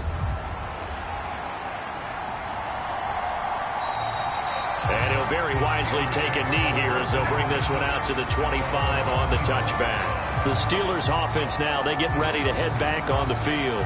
And Charles, we'll see what they can do here. Not a ton of time left, but enough certainly to get points out of this drive, and they need them right now because they're trailing. Yeah, and this is exactly why you practice a 2-minute drill all through camp and at least one practice each week before a game. A minute left, more than enough time to string a few completions together, reach the end zone, and then make that walk back to the locker room just a little more animated.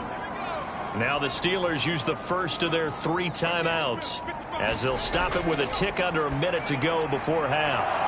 Pickett's throw complete there to Johnson.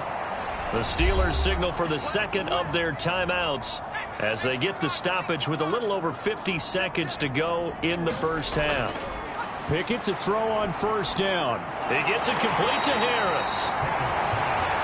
And he'll get up near the 45. They'll spot it at the 44. Dialing up another pass here. Pickett. And he drops it incomplete. And their struggles continue here. This is certainly a team that has proven it likes to target its backs through the air, and defensively, they were aware of that and certainly were prepared on that throw. I'm not sure he saw the linebacker there as that's batted down and incomplete. The Steelers send out their punter now as he'll punt it away for the 4th time today. And he'll get credit for putting him inside the 20 as the fair catch is made right at about the 19-yard line. They'll call that a 33-yard punt with no return. And it will be 1st and 10 as they take over. Now the Bengal offense going to see the ball one more time in this first half. And with a huge lead already, they may be thinking, hey, our job's complete for these first 2 quarters. Let's get this to the locker room. Throwing to start the drive, but that one incomplete. Here's 2nd and 10. Not wanting to take a chance this time, they'll keep it on the ground. And he'll get this up to the 34-yard line.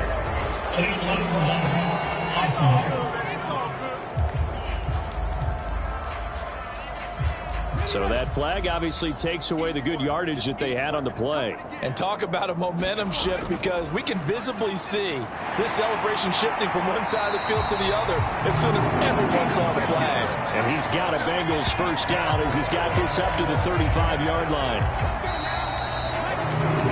So we've reached halftime here in what is quickly turning into quite a rout.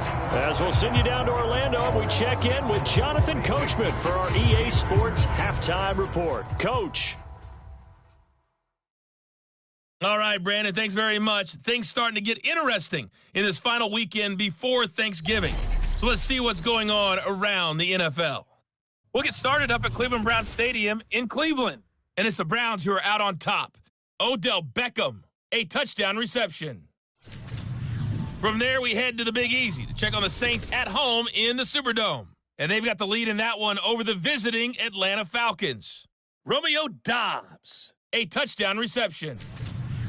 Lastly, we head to the Gulf Coast and check on the Bucs at home in Tampa. As you can see, the score there in the second quarter. Miles Sanders, a short touchdown run there.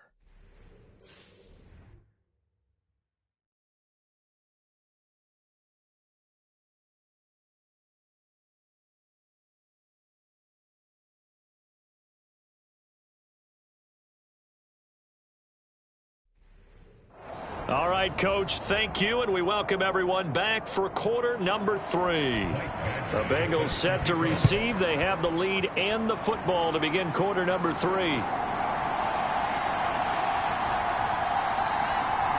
And they will wrangle him down a couple yards shy of the 30.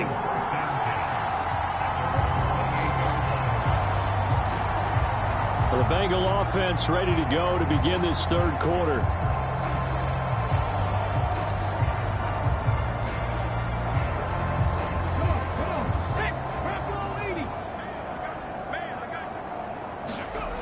They'll try and start this drive in the air.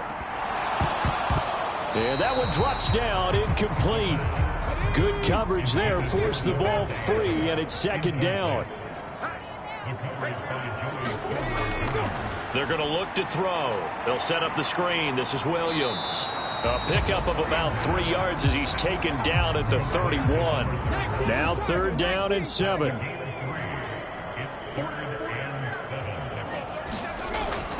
From the shotgun, he'll look to throw. Able to find the open man. That's complete. And he is going to have a Bengals first down as they're able to get the 3rd down conversion. The Partner, still in the third quarter, but they've got this one well in hand and still airing it out with gusto and picking up some nice gains. And even in lopsided games like this, you don't really see starters get lifted or the foot come off the gas before the fourth quarter. No one wants to leave any doubt when they're playing well. They just want to continue the process.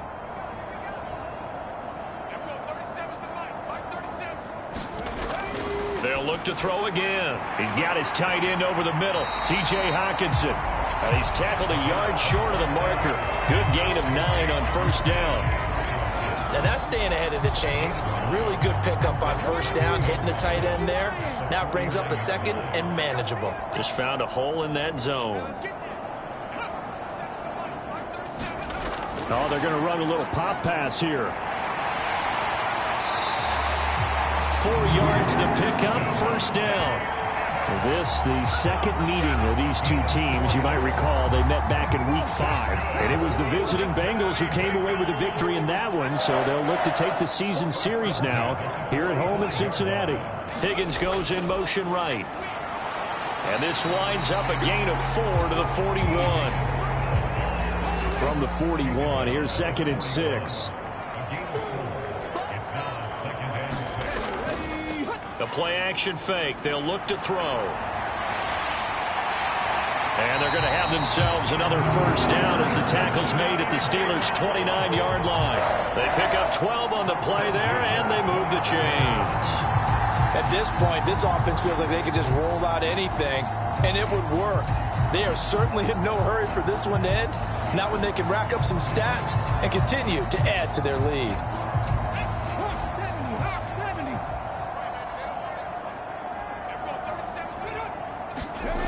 On first down, he'll drop to throw. Over the middle, he finds Higgins. And they'll get him down inside the red zone at the 14. It's also a gain of 14. First down.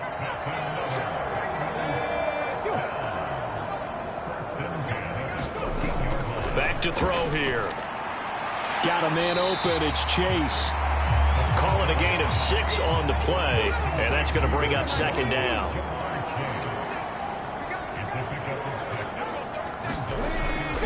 Now a shotgun snap as they'll look to throw. Now he'll dump it underneath to his running back,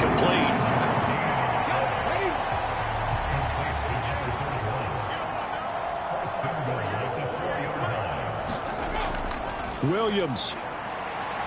Oh, he's going absolutely nowhere as he is hit behind the line. Call it a full 3 yards in the wrong direction there. Brings up second down. I just wonder if before that last play, if someone on the defense stepped in the huddle and said, we've been run over, run around, run through all game long. Can we come up with one stop right here? And on that play, they did.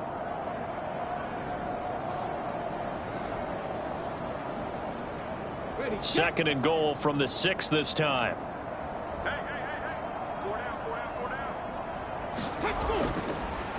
Williams will try again. And he bowls his way into the end zone for a Bengal touchdown. A great play there. His 16th rushing touchdown on the year. And the Bengals take the opening kickoff of the third quarter and drive right down the field to extend their lead. Well, this offensive line has really stepped up to the challenge here because those Mastodons, they've been sensational clearing holes all game long. And this is great work down here near the goal line to give their back the space he needs to work his way into the end zone. McPherson now for the extra point.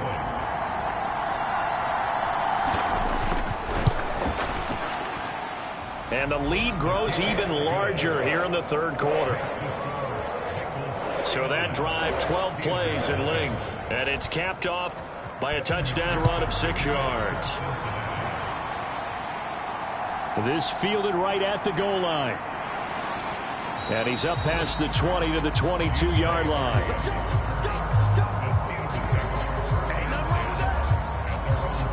Time for the Steelers offense now to get set for their first possession of half number 2.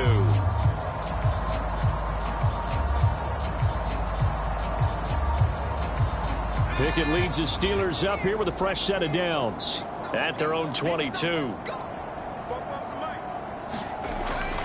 Looking to throw. Pitch and catch to Moreau, the tight end. Only able to gain a couple there, and that'll make it second down. Not a big window to throw. Coverage wasn't too bad there. Yeah, they had him under wraps pretty well, but somehow able to muscle his way open and catch the ball. Second down and 8.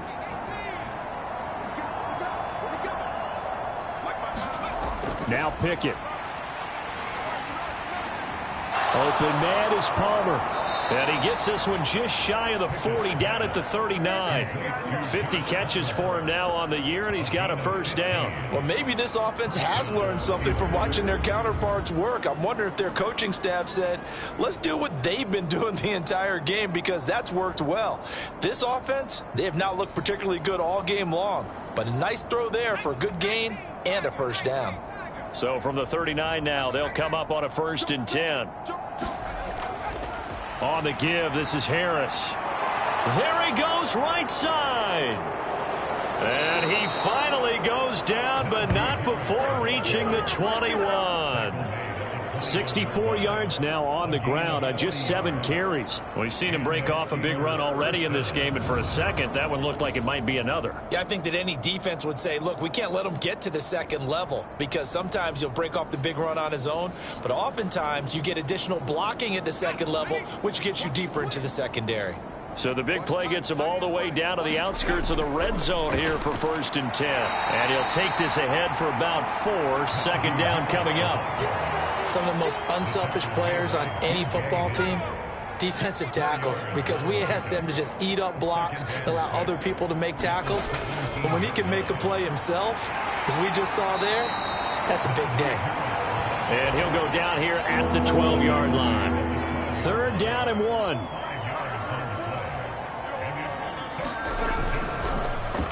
Now they'll pitch it out here. And he will have the first down inside the 10 to the 9-yard line. Only 3 there on the pickup, but that's enough to move the chains. That right there, a good sign for a team that's had trouble converting 3rd down so far this year. They're in the bottom 5 in the NFL, but they come through there. Yeah, and I bet if we put our guy Marvin on the case and say, Marvin, tell us where they rank on 3rd and what, right? I bet they're in the top 5 in the league on 3rd and 5, 3rd and 6, 3rd and 7 or more, because that's how you end up not converting. Just too much yardage to pick up on 3rd down.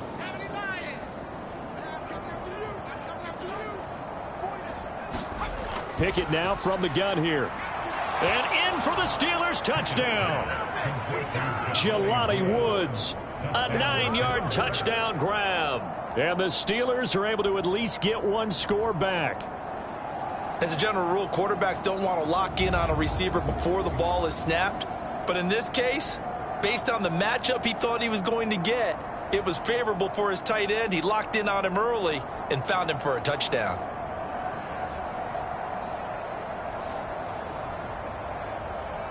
Michael Badgley on for the extra point.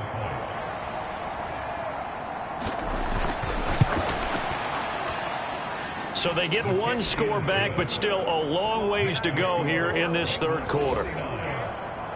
So this drive spans 7 plays. And a Jelani Woods touchdown catch capped things off. Following the touchdown, Badgley out there to kick it away.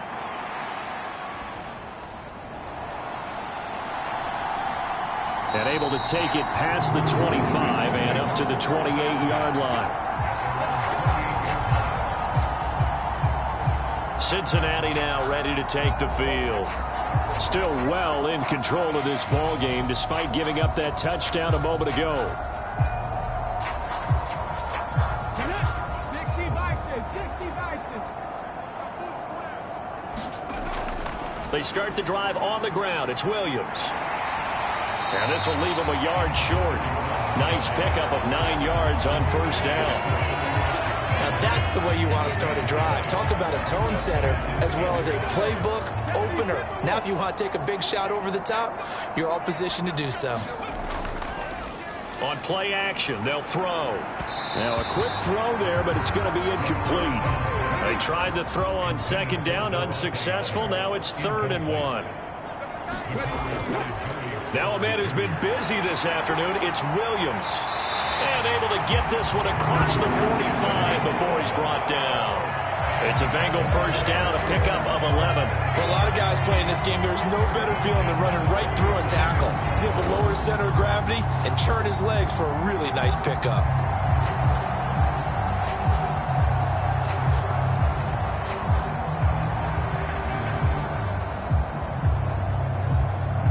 Let's go now. Viking 18.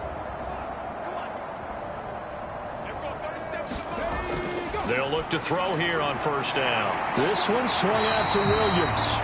And they're well past midfield, just a yard or two shy of the 40. Operating out of Steeler territory now. Here's 1st and 10 at the 42-yard line. They'll set up a throw.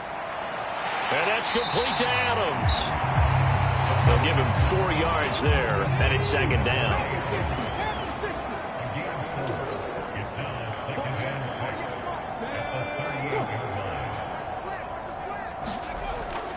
Now back to throw.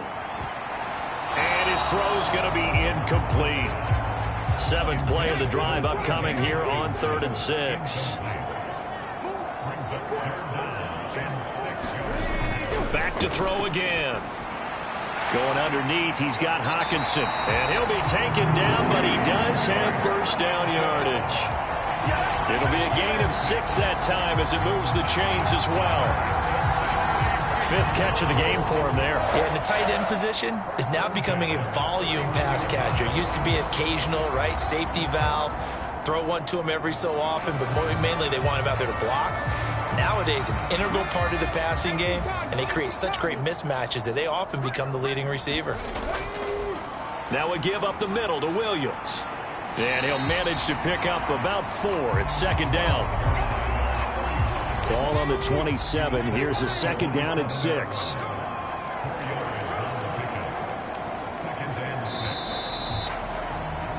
And they're not going to get to the line to run another play. So we will switch ends as the 3rd quarter has come to a close.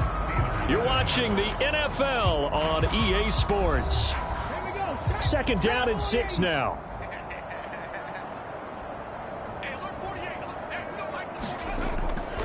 They run it again with Williams. And he'll get this pretty close to a first down as he's tackled at the Steelers' 22. They'll look to make it 3 for 3 on 3rd down conversions. They need a yard here. They'll look to throw. And that's going to wind up incomplete. Nearly their first pick of the game, but it does bring up 4th down.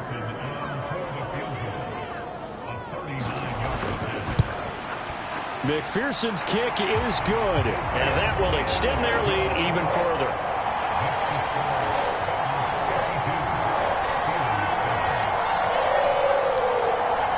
Well, no field goal attempts for him until the final quarter, but no hesitation on his end. He comes right out and nails his first field goal try.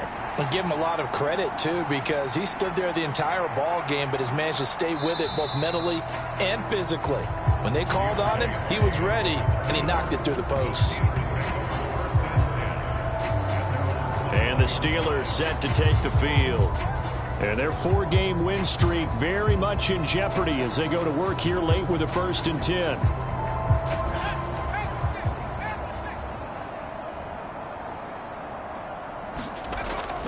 Harris starts the drive on the ground.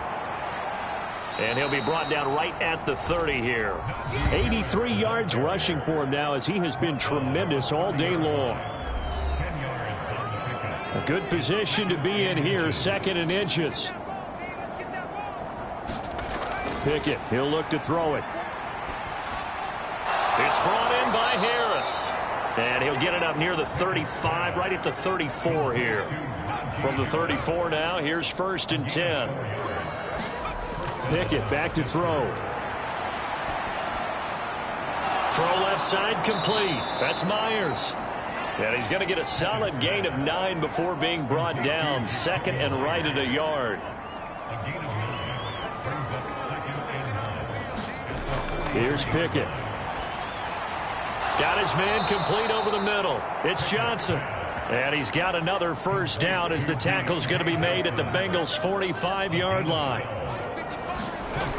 Back to throw. Pickett. Single pressure gets him that time. Down he goes. Miles Murphy. Credit him with a sack as he buries him for a loss of 10. But defensively on the previous play, they gave up a pretty good chunk of yardage, but right there, they got a good portion of it right back. And if we just flip it around from the offensive perspective, took a nice step forward, and how about a couple of leaps backwards after that play? They've got to figure out a big call coming up here to try and gain that yardage back. So now 20 yards to go on second down after the sack. Work to be done. Looking to throw, Pickett. Over the middle, into the hands of Woods. They get 14 back, but it leads now to a third down. Pickett. Oh, it's a screen pass. That's complete. And he got blown up. Losing yardage on the play back at the 44. They'll wind up losing 3 here on the play, and that's going to make it fourth down. No surprise they decided to throw on third down. A little bit of a surprise that they completed the pass and lost yardage on the play. So on trots the field goal unit, and wow, this is going to be a challenge here. And this will be spotted on the other side of the field. It's a 61-yard attempt. And this kick is not going to be close. It's well short, well right to boot. And they will remain well behind.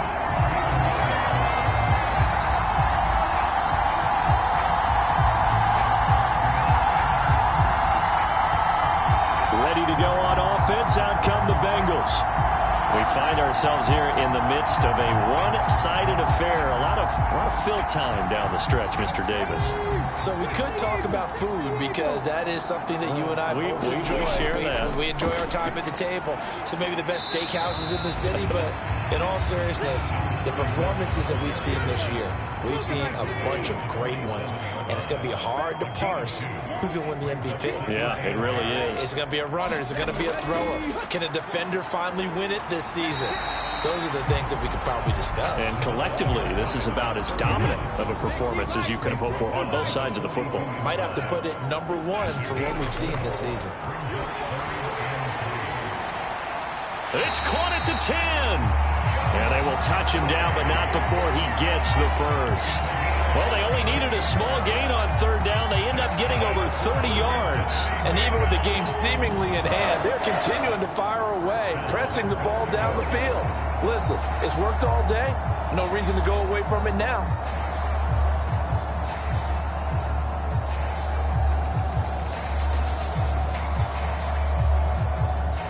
So now, following the big play, they've got a first and goal all the way down at the 10. They'll try and run. This is Williams. And a short pickup there down to about the 9. The ball situated at the 9. Second and goal. He'll look to throw. His pass caught at the 4. 5 yards that time on the completion. And now it's third and goal.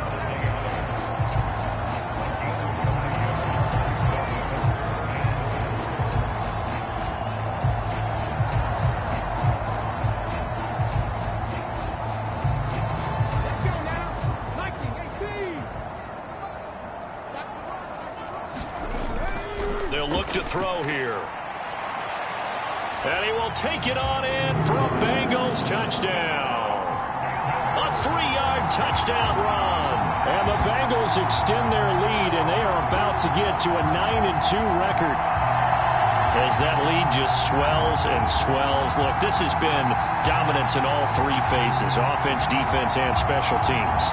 So don't we have to give a lot of credit, not just to what we've seen today, but the preparation in advance, coaching staff, commitment by the players to the game plan, and being ready to go in this one? You're exactly right. Clean sweep. And, boy, they're going to celebrate this one after it's over. Then on the other side, this is the game film you just flush and never go back and review.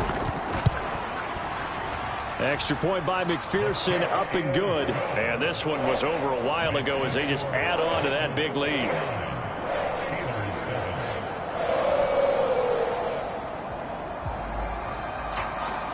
After the touchdown, McPherson on to kick this one away.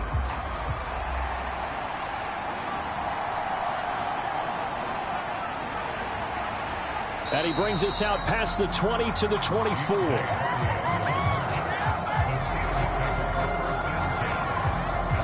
Out comes the Steeler offense now, ready to see what they can do here. They were coming off the extra week of rest, but this team started sluggish, and it really didn't get any better from there, and trailing big here in this fourth quarter.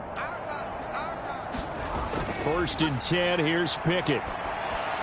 That's complete to Palmer. And he's brought down, getting this one up to about the 35. Ball up to the 35 now as they come up on 1st and 10. Pickett will look to throw it here. Finding Harris over the middle.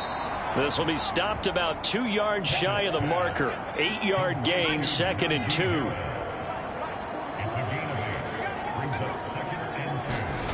From the gun, here's Pickett. That to the right sideline, and it falls incomplete. What we just saw there, that's really been a common theme all afternoon. A lot of pressure. That forced the errant pass. He's been under duress this entire afternoon. He just had to unload that when he's fortunate. It was just incomplete and not intercepted. This offense so far on 3rd down, just a 20% success rate at 2 of 10. Here it's 3rd and 2. And a big loss here as he's taken down. Taken down for the 5th time this game. Multiple defenders there to get him. But when this game is done, the credit will go to the consistent pressure on the quarterback as a huge cause of this win. Most teams are happy if they get a few of these games per year. You know they're going to watch this tape over and over, try to identify what's working, and keep it going.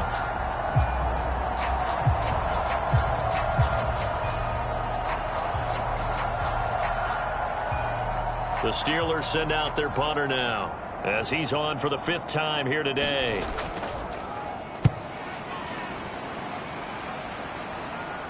Fair catch signaled for and taken just shy of the 30-yard line. They call it 38 yards on the punt, no return. And they will take over 1st and 10. Now the Cincinnati offense ready to see what they can do here.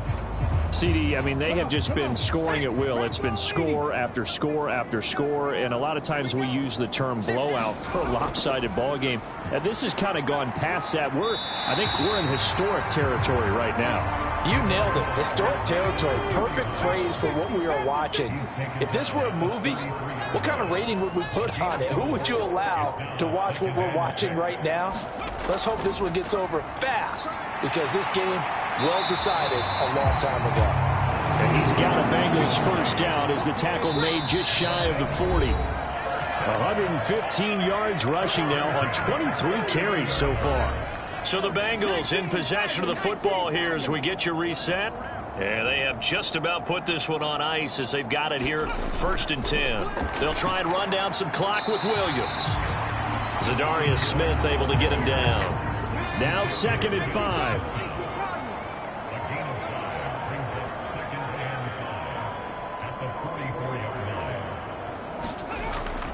They'll stay on the ground with Williams.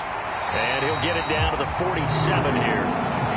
9 yards to pick up there, and it's a 1st down. I've got an idea. Let's skip racing to the airport at the end of this game. Let's go to the post-game press conference. I have a feeling that the quarterback of this winning team is going to be giving a whole lot of credit to the running game and the offensive line. Yeah, I was just going to say the offensive line. Yes, carrying the ball has been key, but those guys up front, they've made a lot of space.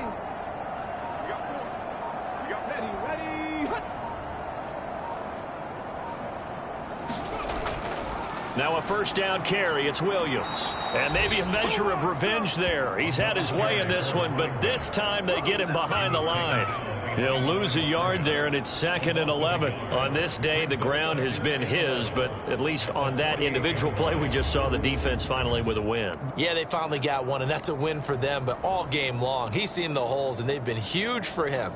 Kind of like a baseball hitter in the zone. The ball seems bigger, and he's just whacking it. These guys, they've got it going today.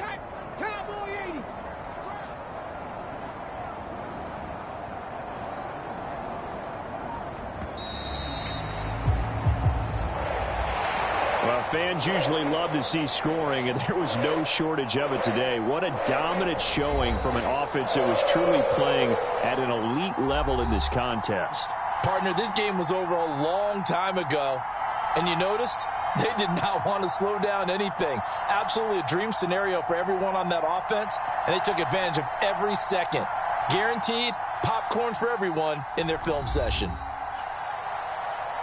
So for Cincinnati, they just keep on rolling as they move to 9-2 with a win here. And they'll hit the road next week to take on the Baltimore Ravens.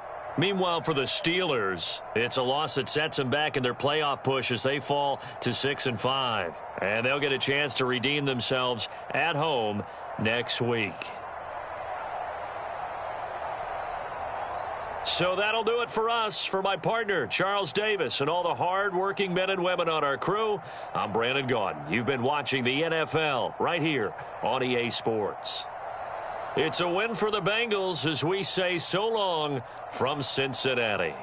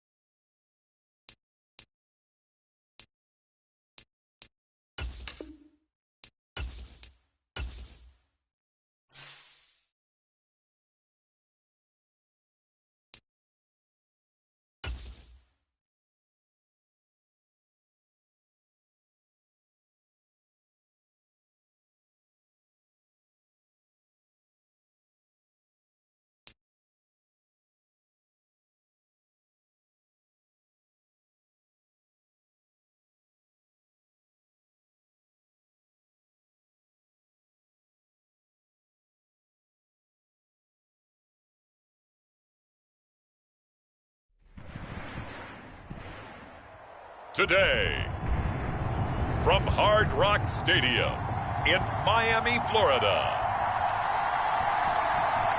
it's Week 12 of the NFL on EA Sports.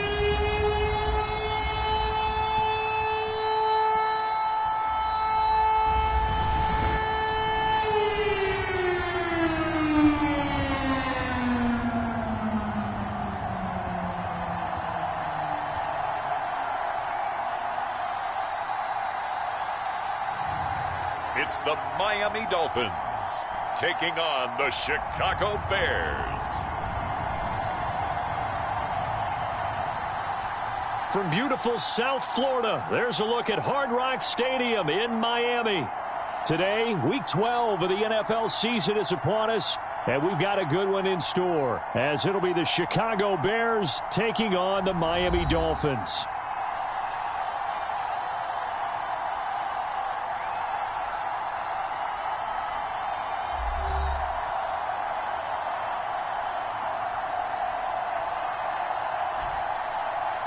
Hi, everyone. Brandon Gaudin, Charles Davis. Charles, you look at the Dolphins as they enter play in this one. They've been as hot as anyone. The win last week makes it 9 out of 10. The results are hard to argue. If there's a team better suited for the postseason right now, I don't know who they are. Meanwhile, for our visitors, the Bears, they come in on a good run, winners of 5 of their last 7.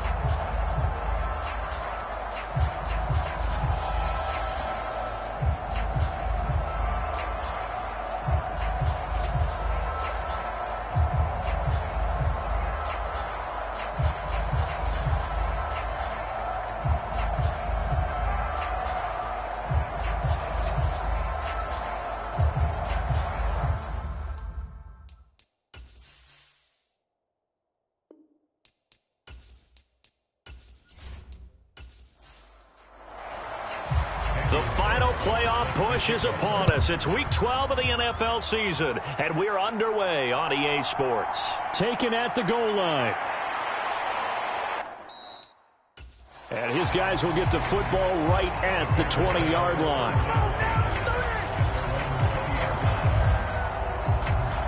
So here are the Bears now for their opening drive. They'll be led out by a former most valuable player in the National Football League, the always dangerous Lamar Jackson. That was a solid performance last week, wasn't it? 2 touchdowns, no interceptions, ran the team well, won the ball game. Bottom line, may not have been earth-shattering, but it didn't need to be.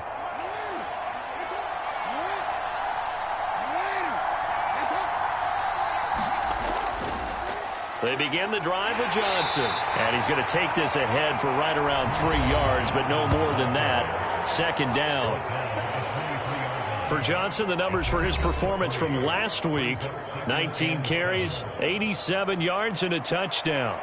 Definitely productive, including scoring his 14th touchdown of the season last week. It's going to be fun to watch the matchup now because he has a nose for the end zone. So if you're a defender, what's your job?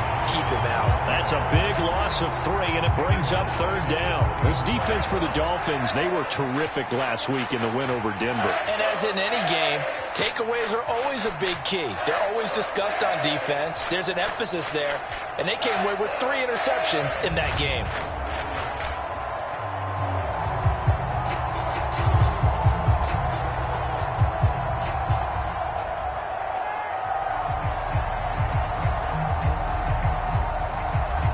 So now an early 3rd and 10 here on their opening drive. Jackson.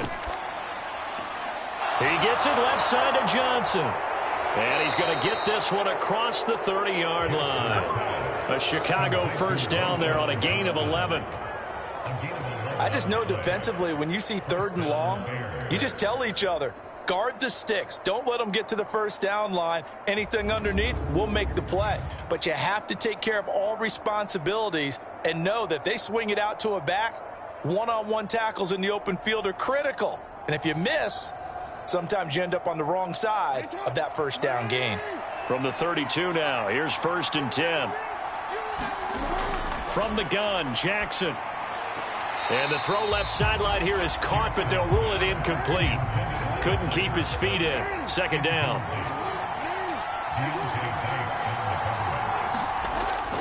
Up the middle, Johnson. And he'll push forward for a couple to the 34. 3rd and 8.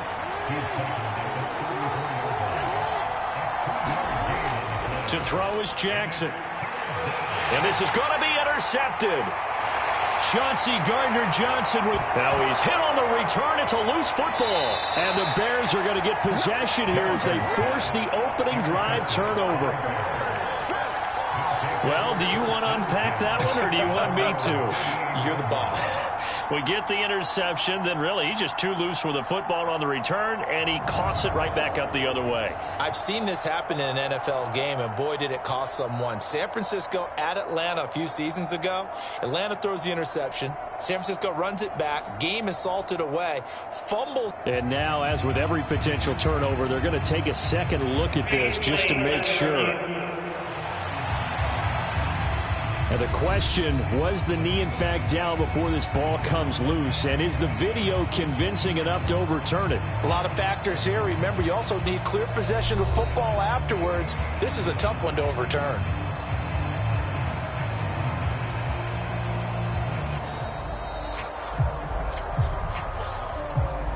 So that one overturned. They say the knee was down, and that will not be ruled a fumble. Throwing to start the drive, Costello.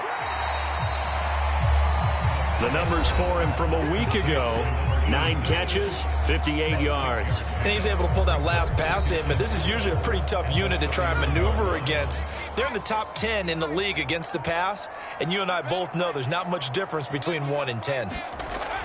Looking to throw on 2nd down. Costello. And this is caught. It's Brown. And they move this all the way down to the 9. A well-executed 22-yard gain.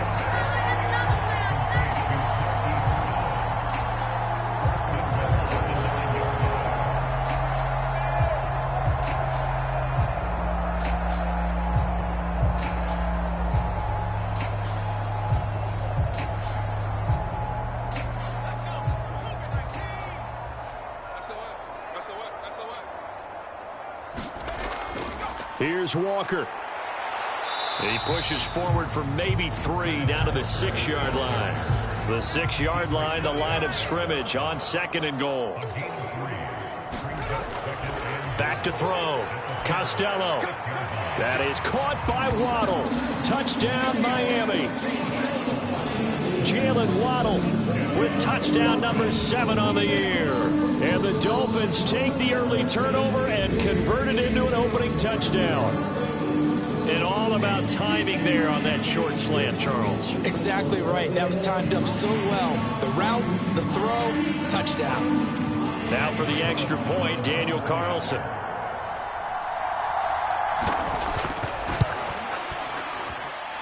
And that makes it 7-0 Dolphins. Just a 4-play drive that time. And it was finished off by a Jalen Waddle touchdown.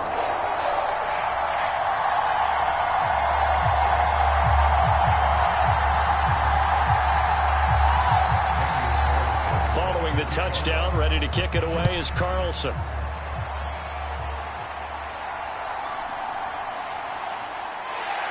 And he'll be brought down right on the chalk of the 20.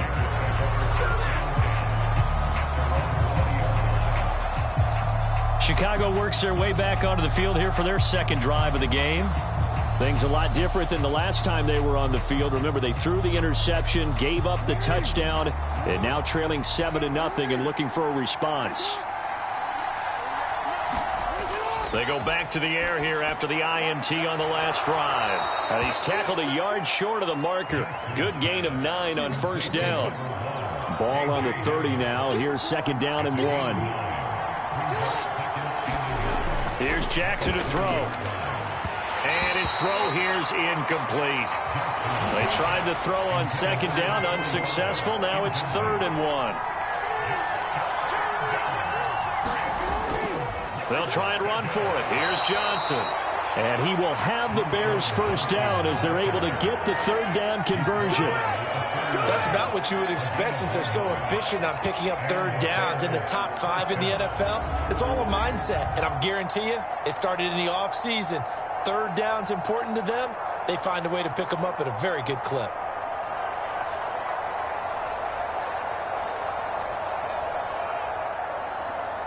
Line of scrimmage, the 31 now on 1st and 10.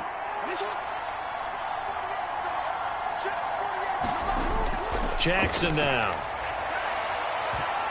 And it's knocked away and incomplete. 2nd and 10.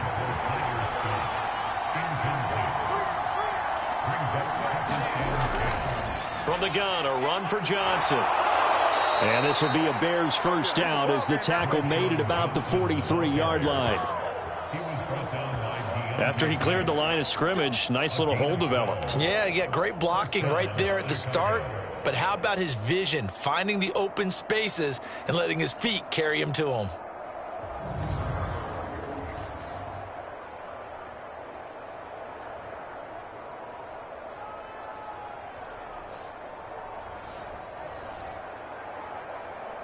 A couple of first downs, has the football positioned at the 43 as they come up 1st and 10. They stay on the ground on first with Johnson. And it's a fumble.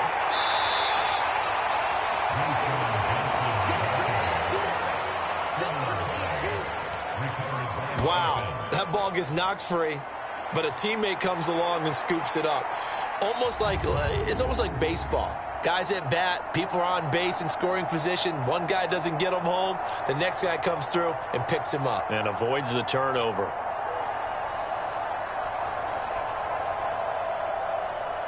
The fumble on first down. Now here's 2nd down. Throwing is Jackson. That's caught. It's Coleman. And they just keep marching right along. First down on a pickup of 8 there. I think that's a big pickup for a first down because when you run a drag route against zone, you're sometimes asking for trouble because you might run into a defender. Yeah, well, there they ran into a first down. Executed it to perfection. Play action. It's Jackson. And that's going to be incomplete. You talk about this Miami defense. Well, they were very strong in that victory from a week ago. And all defensive teams that I know talk about creating turnovers. Takeaways, they call them.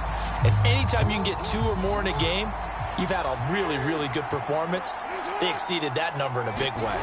2nd and 10. Here's Jackson again. And this one incomplete. Too much contact to hold on to that one, and it's 3rd down. Jackson.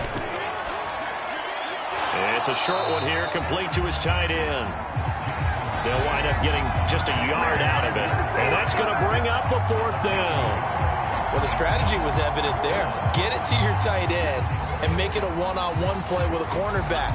Who's usually going to win that one? The tight end, but not there. Not in this situation. How about the corner defeating that logic and making a really nice tackle?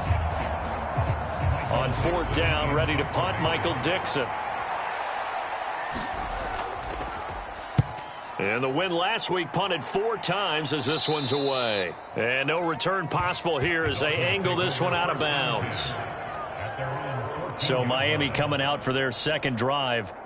This could end up being a pretty big drive. I mean, look, yes, it's early in this game, but they scored the touchdown. They got the stop. And now if they could get in the end zone here again, CD, they could grab an early stranglehold on this one. Yeah, they certainly can, and that's what you're looking for. Where's the advantage? Can you gain it? Can you press it? Now for them, finishing it off because right now it's out there for them. They've just got to go seize it. Yeah, this will leave them a yard short. Nice pickup of 9 yards on 1st down. And, Charles, with that completion, I'm told that puts him now over 3,000 yards passing on the campaign. And, Brandon, I think we have to start to think about where we are in the season because right now, 4,000 is not out of the question. I think a big game or two, he's certainly capable of getting that done. Off the play fake. Costello. And it's a short one here, complete to the tight end. 2 yards on the pickup, and that's all they needed to move the sticks. The Dolphins at 9-2 to start play. And they've been playing their best football of the year, winners of 4 in a row. And the way they played last week defensively, when I watched the tape, I had to stop it a couple of times and count to make sure there were just 11 guys on their side of the field because they covered every angle and thoroughly shut down the other side, holding just 7 points total. They do that again, that'll get the job done one more time in a big way. Well, it's almost as if they didn't leave the field after their first drive. They picked right up where they left off. Another good throw there. And this offense, humming here in the early going.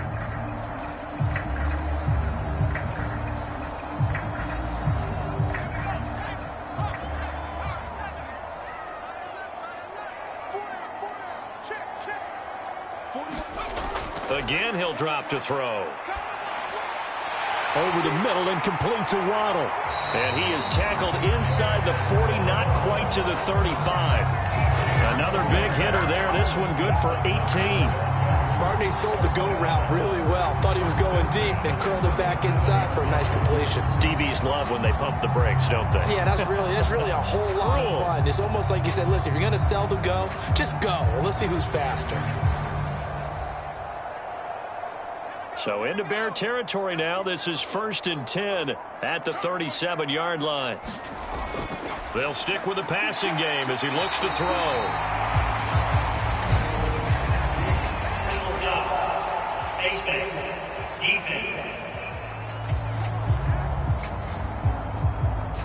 Yeah, we saw that from up here, CD. A tug on the face mask and the flag comes out. And we saw that last week they had some defensive miscues like that.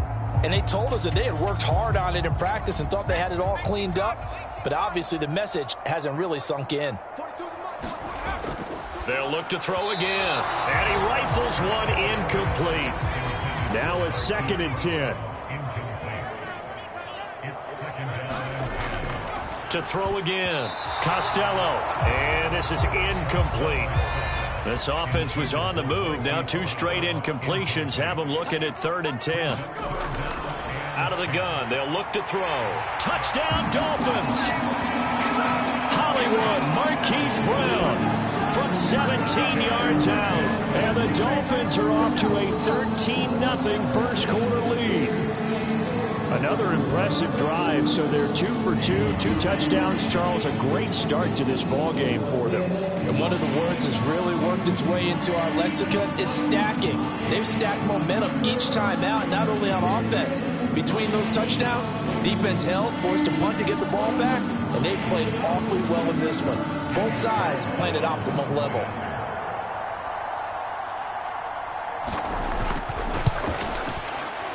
Extra point by Carlson, up and good. And it's now 14-0. So that drives 7 plays in length. And it's Hollywood, Marquise Brown, who finishes it off with the touchdown. This taken in right around the goal line. And he'll get it up just past the 20 as his guys will go to work at the 21-yard line. Another drive coming up for this Chicago offense. They find themselves in a good-sized hole here, and a good-sized hole early on in this game as they come up on 1st down.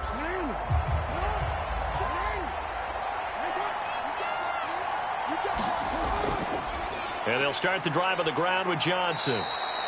2 yards on the carry there. It'll be 2nd down.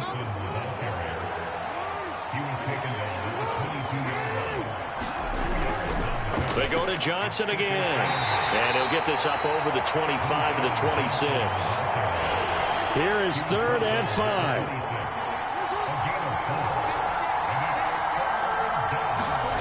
Jackson from the shotgun. That is caught. And he'll take this to the other side of midfield before going out of bounds. 27 yards there on a very nice 3rd down conversion. You can almost hear the sigh of relief coming from their sideline and from their point on the field because this has been a tough start for them thus far. A much-needed 1st down there. They needed something good to happen. Plays like that will continue to help them dig out of this hole. So now 1st and 10 as they've crossed into Miami territory at the 47. Now it's Jackson. And the Dolphins rush gets home. Down he goes. Cam Smith taking him down on the corner blitz. Well, that's a big defensive stop there, and it takes away a lot of the momentum from the offense coming off that big completion the prior snap. Give big credit to the defense for bouncing back.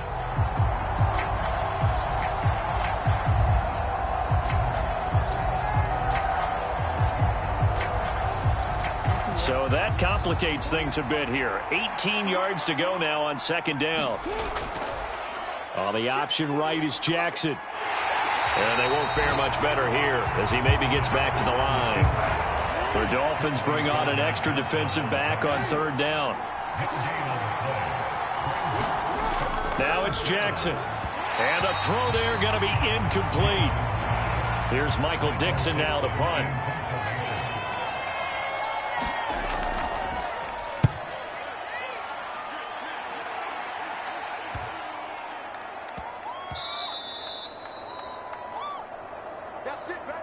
$14-0 the score. This is the NFL on EA Sports. 2nd quarter from Miami. It's the Dolphins with the football. 1st down Miami as they get set to start the drive. It has been about as perfect of a start to this game as these guys could have asked for, Charles. They've scored on their first 2 drives. They still haven't given anything up on the other side of the ball, so they can already make this a 3-score game here if they can come away with points on this drive. Yeah, they're almost pushing them to the brink, aren't they, partner? Almost to the point now where it's a loss of words for me, which I know would excite all of our viewers, but you're just not supposed to see that type of dominance so quickly in a game like this. Everything they've done has been working so far. Offense, defense, you name it, it's going well for them. And that will be incomplete. Here's Tommy Townsend on to punt. They only punted twice in the win last week as he gets this one away. Call it 46 yards on the punt, just a single yard on the return as he was covered quickly. And the Bears take over. Here's the Chicago offense coming back out onto the field. And they're in a bind early here, down 14-0. Are you worried at this stage or still too early?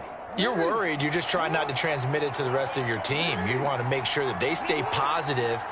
But at the same time, you're wondering, how are we going to move the football? What do we have on this play sheet that can work? Get back to basics is usually your answer.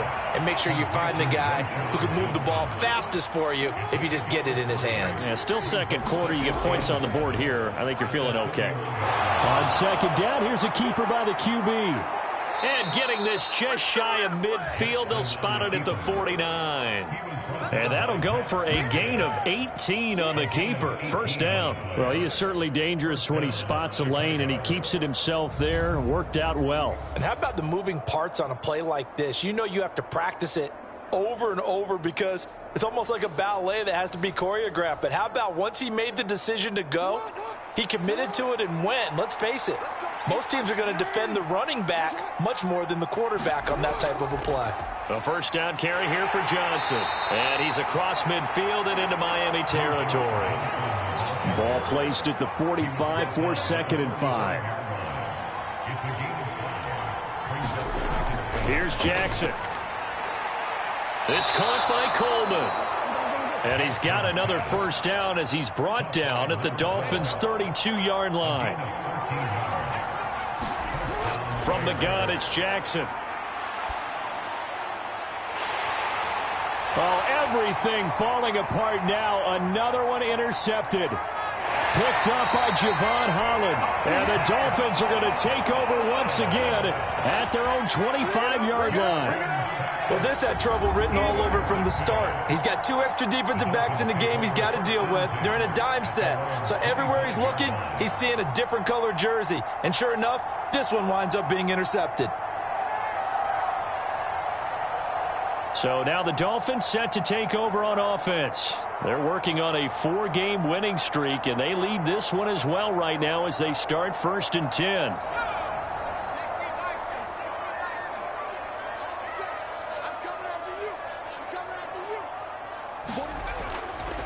They'll run with Walker to begin the drive. And he gets this one just shy of the 40. They'll mark him down at the 39. Give him 13 yards on the opening play of the drive and also give him a first down. That was good, tough running right up the middle. And if the defense can't penetrate and make him slow his pace or change direction, that's often the end result.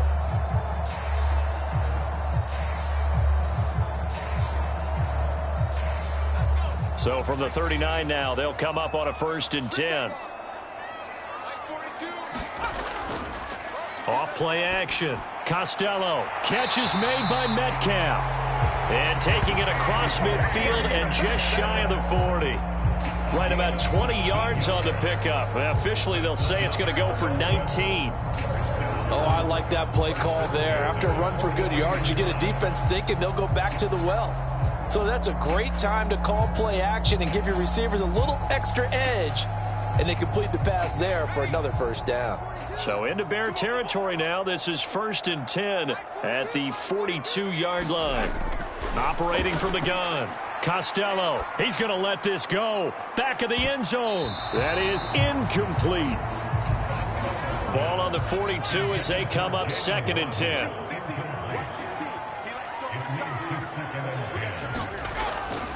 Looking to throw. Costello. That's going to be caught by Waddle. They get 6. That'll leave them with 3rd and 4. They kept the receiver in the short field, but that let his quarterback get the ball quickly to him before either guy in double coverage could react.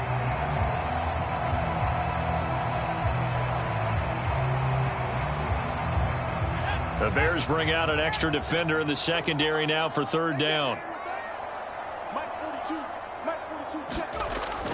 Back to throw. Costello.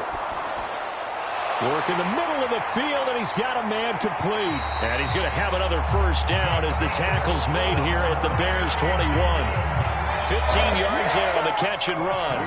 But things are definitely going right for them here in the first half. Pick a down, any down, even 3rd down, no problem. They get a connection there and pick up a fresh set of downs, continuing to move the ball.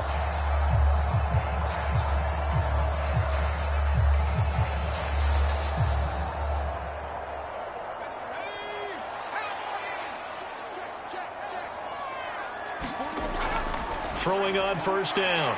Costello. That'll go for a gain of 7, and that will bring up 2nd down.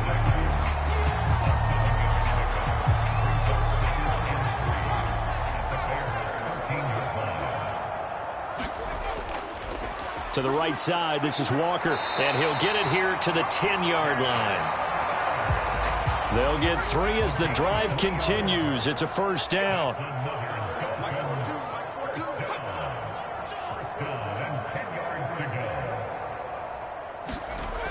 Operating from the gun. Costello.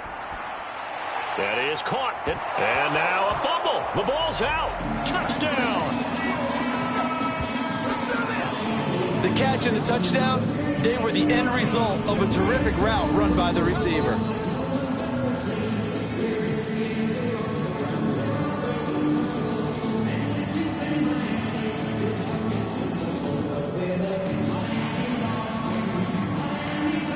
Now before the ball changes hands, they're going to take a look at this just to make sure that they have it right.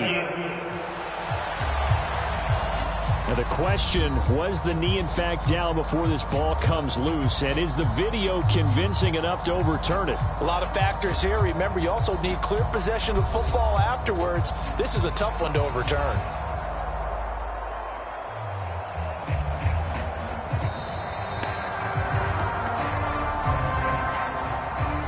2nd and short now following the fumble.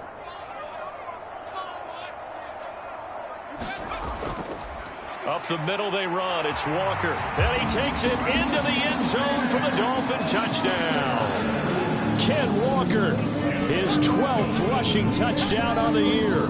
And the Dolphins have moved out in front by 3 touchdowns.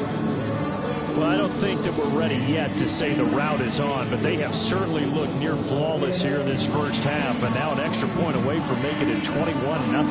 Yeah, and your experience led you to say that because we have both seen those 21-0 leads come and go in this league, but this one feels pretty darn secure, and here's the other part.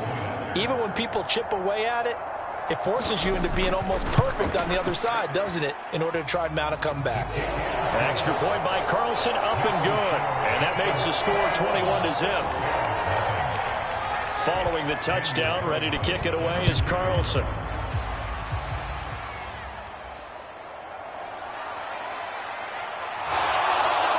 And he won't quite make it to the 25.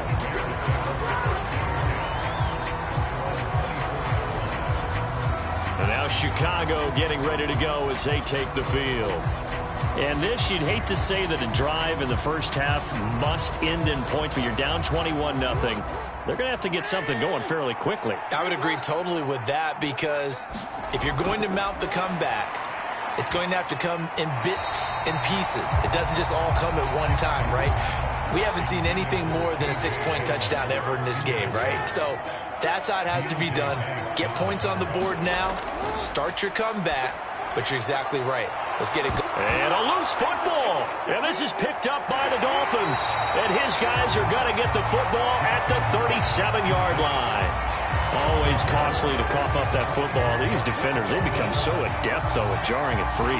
Yeah, it's amazing that there aren't more fumbles caused, because now, if you're an offensive player, you go through ball security drills every single day. It's really not out of line to think you should take the ball to bed with you. And now, as with every potential turnover, they're going to take a second look at this just to make sure.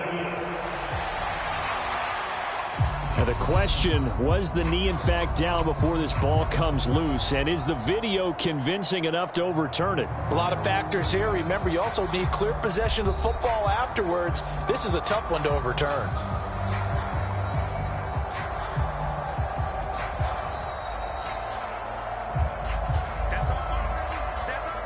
This offense finding its legs now. Here's another 1st and 10. Now Jackson. Oh, he dropped it. And that's pretty indicative of the way this one's gone. After the incomplete pass, here now is 2nd and 10. Now a 10th carry for Johnson. And the hole closes quickly there. He gets maybe a couple up to the 38. The Bears on 3rd down. They've converted 3 out of 5 thus far. This is 3rd and 8. Looking to throw. Jackson. Well, had his hands on it, couldn't bring it in. Pretty symptomatic of how this game's been going. Now here's Michael Dixon as he's on to punt for Chicago.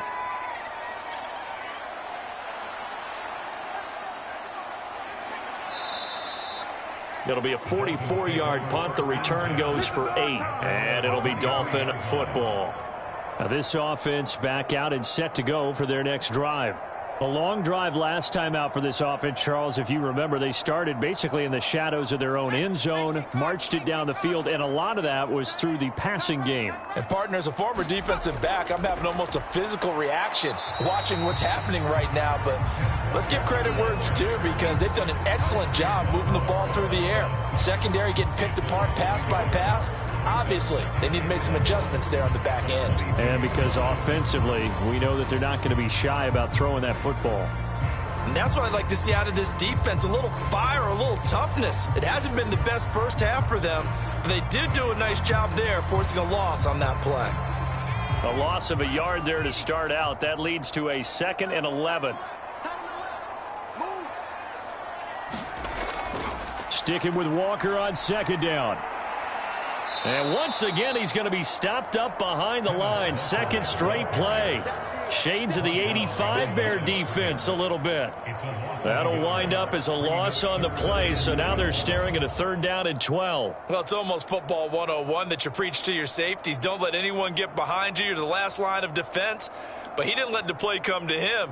He went to the play. How about that read and recognition and finishing off that one behind the line of scrimmage? So time to start going in the other direction as they come up now 3rd and long. Back to throw. Costello. A throw left sideline falls incomplete. Here's Tommy Townsend now as he'll punt it away for the 2nd time.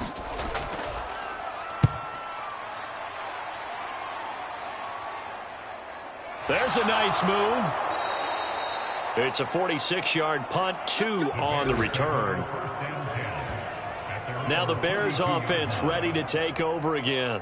And we don't want to call this desperation time, especially in the second quarter, but you're you don't down. Want to. No, but let me finish. Okay, my bad. You're down 3 scores already. You've done nothing offensively, nothing on the scoreboard. That's not a good combination. I think you just called it desperation time. I think you did. But let's face it, you mentioned this to me in a break earlier in the game. The energy level hasn't been there right from the start. We've noticed that. They've got to find a way to get on their toes and start punching instead of retreating, to use a boxing analogy. He's able to get it to Coleman. And he'll be taken down, but not before they work it across midfield. A gain there of 21 yards. And I don't think there's any question that this offense is going to need to hit on a few more plays like this. It's been a difficult first half for them, to say the least. And I do believe if they want to get back in this game, they need to start right now. It's kind of like making adjustments. If you try and wait until the half, it's probably too late. They need to get going right here.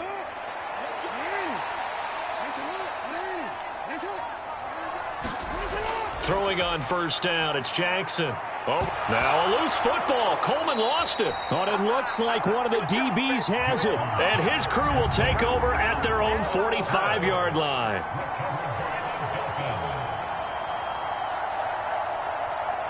Miami set to take over. These guys definitely hoping for a better showing than their last appearance. They couldn't really even move the football much beyond the shadows of their own goalpost, Charles. We'll see if they can get a better, more sustained drive going here. Yeah, and every team that we ever talk to says the exact same thing. When you start a drive from that deep in your own territory. Look at this, middle of the field, a breakaway. And all the way in for a Miami touchdown. Marquise Brown with his second touchdown of the game, 4th of the year. And the Dolphins continue to pull away here in this first half.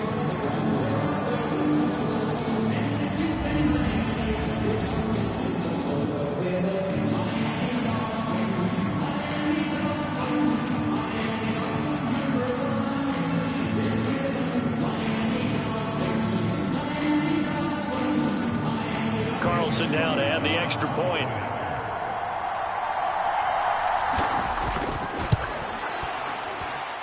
It's good, and they stretch their lead to 28-0 now. Those are the kind of drives they like on offense, from the coordinator to the quarterback, the line, everybody. One-play drive and into the end zone for 6. Following the touchdown, ready to kick it away is Carlson.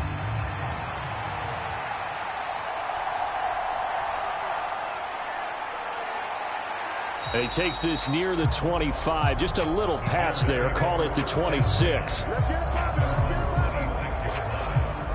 The Bears offense now gets set to head back onto the field. Last time out, they had the fumble. That led to the touchdown. Not a great look on either side of the ball as the defense gave up the points too, Charles. But they've got to take care of the football and do better here on this possession. It's certainly been a tough stretch, partner, for both of those units, and they kind of put their defensive mates in a really tough spot there by dropping the ball on the ground. But an easy way to make it up to them, get out there now and get some points on this drive. Now Jackson on second down, and they get him down, but not before he takes it across the 40-yard line. Now they got to get to the line quickly. On 1st and 10, it's Jackson. Flushed out right. And he'll go down, but not before getting this inside the 30. Big yardage there on the scramble. It gets him a first down. Oh, Lamar Jackson just so electric, Charles, when he gets into open space, and we saw Exhibit A right there. You know something? I'm standing up here in the booth next to you watching the play. He buckled my ankles on that one as well. It doesn't matter whether you're actually on the field trying to chase him or you're just watching him play. This guy is sheer excitement. Now the Bears going to use the second of their timeouts, as the stoppage will come with a little under a minute to go in this first half. This 2nd and 4. Operating from the gun, Jackson. And he's going to go down. Back at the 27-yard line, he's sacked. Call it a loss of 5, a big sack to bring up 3rd down. This offense continues to shoot themselves in the foot. And here, another sack. All game long, we've seen missed assignments, which have led to turnovers, sacks. This group has not played well at all here in the first half.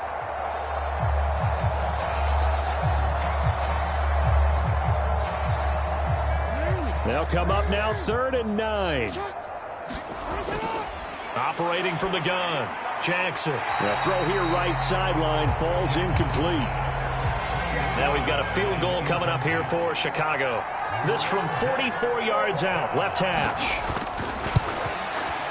And his kick is indeed good, and that drops a deficit from 28 to 25.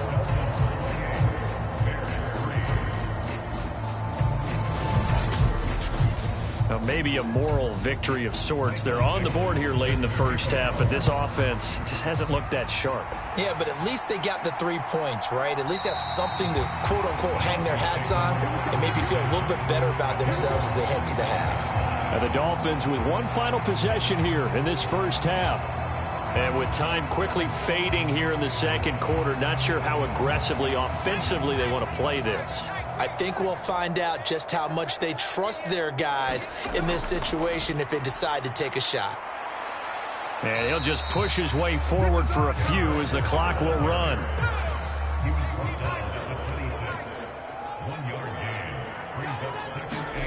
The final shot before break. Costello leaping, and he makes the grab. And he'll be taken down right there at the 38. So the two teams will head to the locker rooms here in Miami with the Dolphins on top. As we send you up to Orlando to check in with Jonathan Coachman at our EA Sports Halftime Report. All right, Brandon, thanks very much. Things starting to get interesting in this final weekend before Thanksgiving. So let's see what's going on around the NFL. We'll get started over at the Superdome in New Orleans. And it's the Saints who have the lead in the second quarter. Romeo Doubs, a touchdown reception. Next, we'll stay in the NFC South as we head back here to Florida, check on the Bucs at home in Tampa. And you can see, currently they trail in that ball game. The Panthers trying to hold on and claim victory. Finally, let's get right to the center of the U.S. map and check in on the Chiefs at home in Kansas City. As you can see, the score there in the second quarter. The Chiefs trying to finish that one off and claim victory.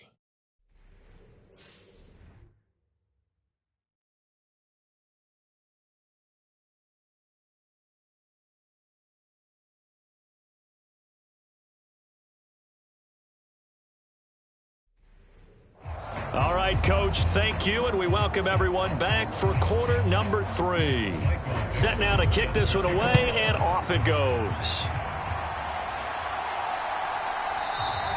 And he'll just sit on this one as their drive will start at the 25.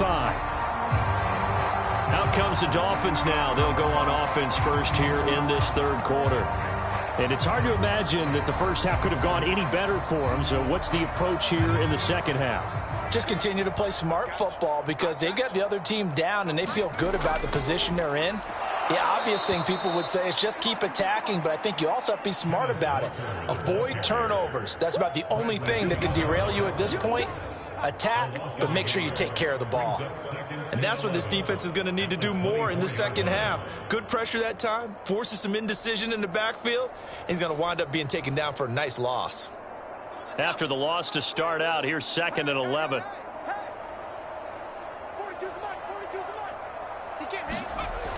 Looking to throw. Costello over the middle here to Brown. That's good. The completion there for 7 yards. And now we've got a 3rd and 4.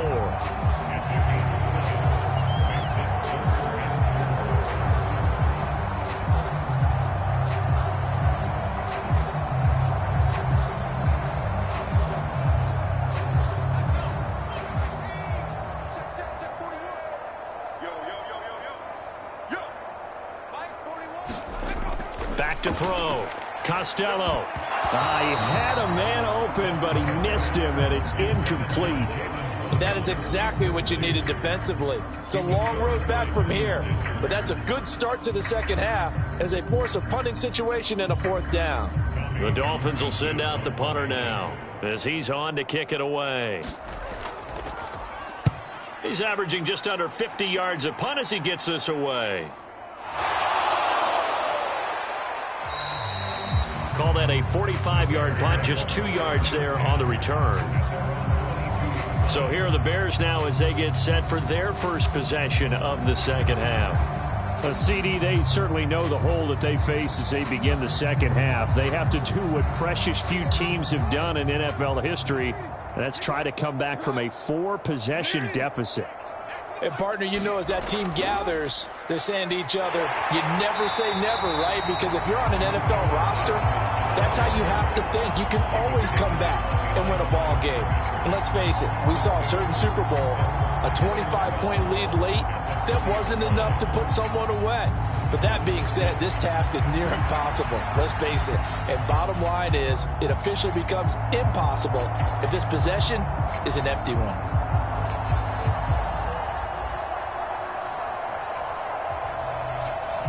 So the first down run lost a couple. Now they come up 2nd and 12.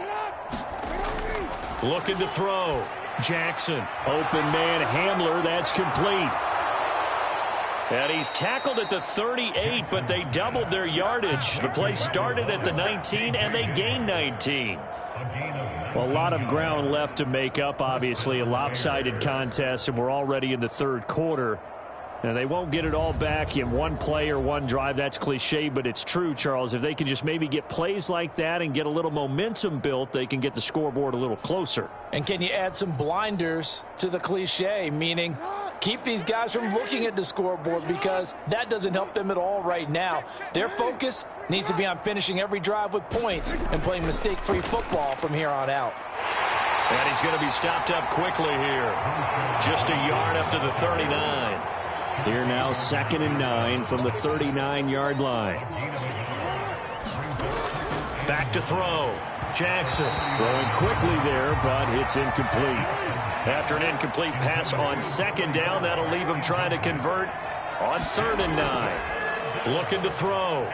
Jackson. He's going to float this one deep right side. And unable to connect. Incomplete. Now give them credit. They took their shot, but it's going to bring up 4th down. And here's Dixon to punt now as he gets this one away. 8 yards on the return following a punt of 41. And out will come the offense as they take over. The Dolphins offense now ready to go back out onto the field. Charles, a very uninspired effort. The last time we saw them out there was a quick 3-and-out, then they punted the football. Yeah, and you never want to get stopped so soundly during a series, but what would be even worse now is letting it happen again right here. They've got to get going. A good run there to start the drive. 13 yards, first down. Well, they've certainly been successful throwing it around in this game, and that's allowed them to move the ball on offense. But I've got to tell you, to watch them run the football and successfully, I'm not taking sides, but to see the ball in a running back's hands, oh, that's football for me.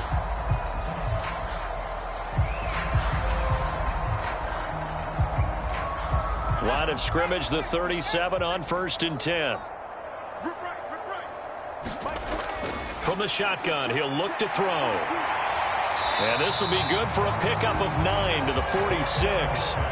From the 46, here's 2nd down and a yard. Waddle, the motion man right. He'll get it here on the jet sweep. And Waddle going to have a Dolphins first down as a tackle made up at the 48-yard line.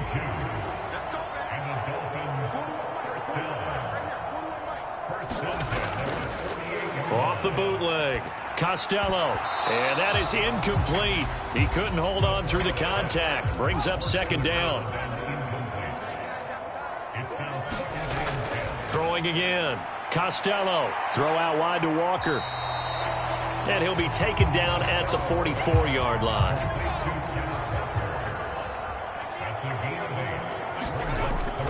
They'll try for the first with Walker. And he'll go down shy of the 40 at the 41. It's a gain of 4 there and gives him a new set of downs. So far this season, this is an offense that's proved its ability to move the football. I mean, they're in the top 5 in the NFL and picking up first downs, and they get the conversion here. And I think a lot of that is due to how they win on first and second down, because that leaves them third and short, third and manageable. A lot easier to pick them up then, isn't it?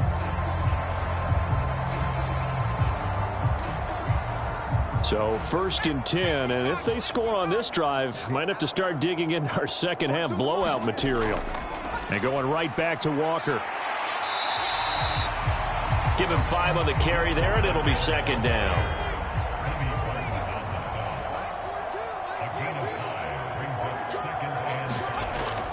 Back to throw. Costello, and that'll be incomplete. Took a pretty good shot as he tried to pull that one in. Couldn't hang on, 3rd down. Looking to throw. Costello. And that's going to wind up incomplete. Nearly their first pick of the game, but it does bring up 4th down. The kick by Carlson is good, and the Dolphins will add on to their lead.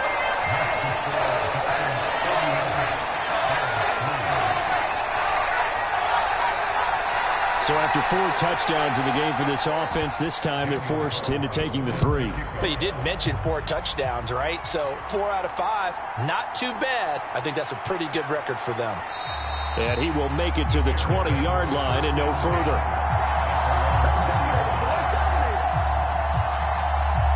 The Chicago offense set to get started. Well, we haven't exactly been treated to a nail-biter in this one, CD, and if they cannot score here, this one's pretty much all but over. Are you saying that you feel like people are starting to think about getting out of here and maybe beating the traffic in order to get home or to their final destination?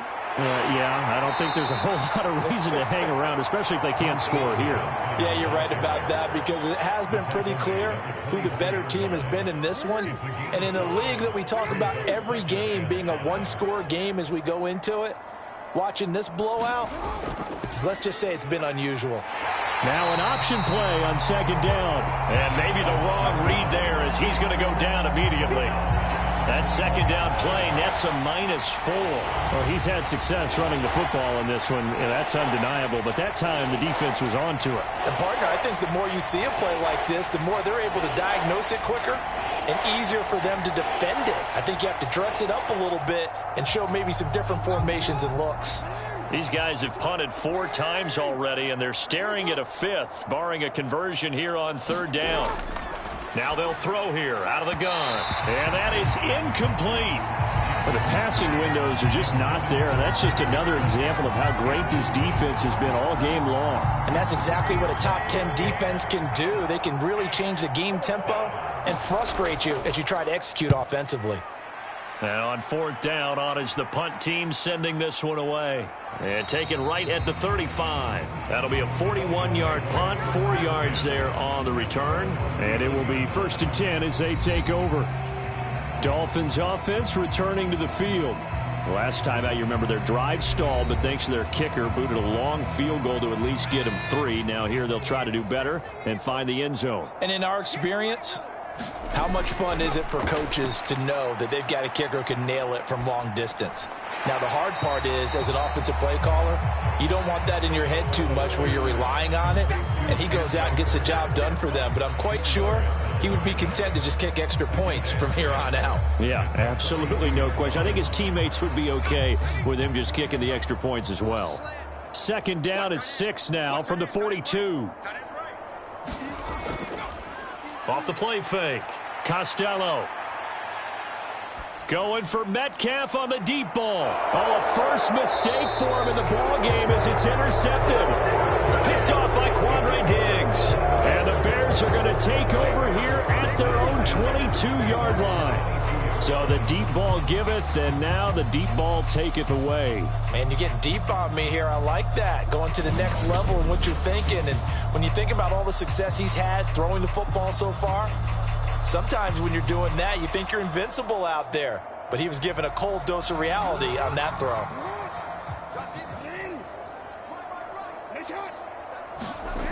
After the interception, here's Jackson. It's a short one here, complete to his tight end. So 5 yards here, 5 on the play, and it'll be second down.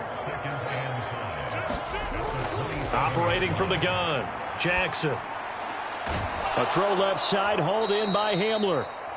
It'll be a gain of 5, and they'll be faced with a 3rd and inches. It's a gain of 5. Brings up 3rd and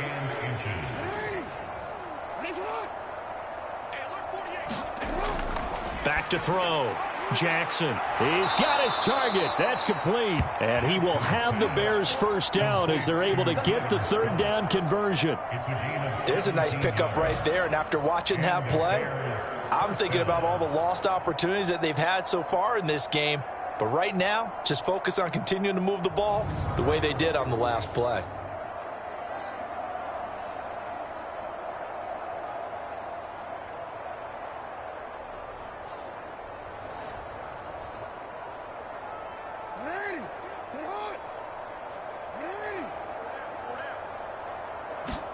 They'll throw on first down with Jackson.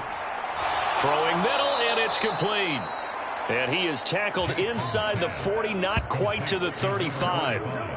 15 more there, and they're on a roll. It's another first down. Well, the margin on that scoreboard, obviously, for them, it looks daunting. But I don't know, Charles. They're probably not focused on that right now. Maybe just chaining together a positive drive with plays like we just saw, giving themselves something to build on. Yeah, I think you're right about that. And what they have to be careful of is getting glued to that scoreboard, trying to do too much. Because if you do that, you're all but guaranteed to start making mistakes. Just focus on one play at a time and make each one successful. And they'll get 8 out of this before being stopped at the 28. Ball on the 28-yard line. Here's second and a couple.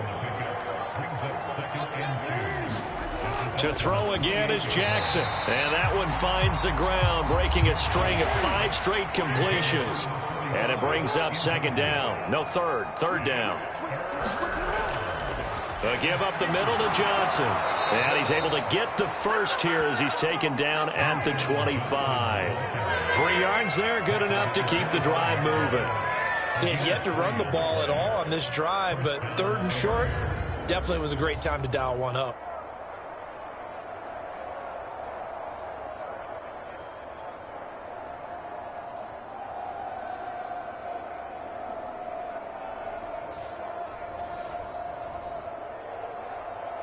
Still in search of their first touchdown of the game, but they're on the move. 1st and 10.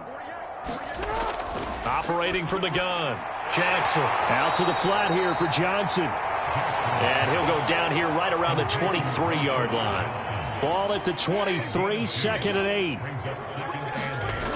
Operating from the gun. Jackson. Sharp there with his feet. Gets him a little extra space. And then drop just inside the 20. Give him a gain of 5 on the completion. And now it's 3rd and 3. And as they come to the line, they will not be able to get off another play as time has run out on this 3rd quarter. We'll return with more after this. This is the NFL, and it's on EA Sports. Jackson looking to throw on 3rd. And he's got his big tight end here. And he'll wind up losing yardage here back at the 21-yard line. It'll be a loss of 2, maybe 3 on the play. And that'll bring up 4th down. Boy, how good has this defense been seemingly all game long? I really think right from the first snap, I think you're really onto something there. In this passing game, it just can't get off the ground. And that play, it wound up losing yardage. All right, they're going to try and keep hope alive here on 4th down. They're going for it. Here we go. It's Jackson on 4th down. And it's incomplete. They cannot convert, and they turn it over. The Bears tried it on 4th down, unable to convert. And this 11-play drive is going to lead to nothing on the scoreboard. Everyone gears up for 3rd down, talks about the importance of it. But 4th down, that's truly the moment of truth play, isn't it? Everything's dialed up a little bit more. And, it's such a momentum play, isn't it? Absolutely, because it can flip either way depending on who converts on 4th down.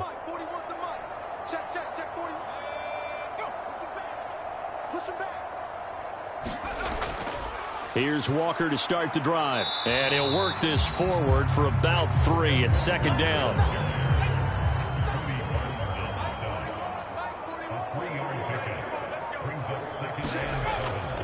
Sticking with Walker on second down. And he'll fight forward to about the 27-yard line. And this offense on third down today, 3 for 7 so far in this game. This is 3rd and 4. Now a draw play. It's Walker. And he's going to lose yards. They take him down at the 26. That'll make it 4th down after a loss of 1. I have zero rooting interest in either team in this game. I only want a good game. But with all the offense we've seen from them tonight, it's kind of nice to see the defense step up and make a big play. Yeah, I was wondering if they were ever going to get him in the backfield. Nice to see him get a stop.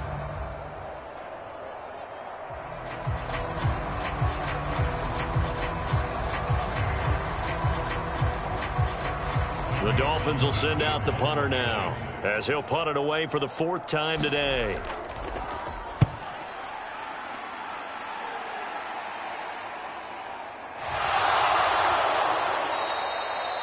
It's a 47-yard punt, return of 6.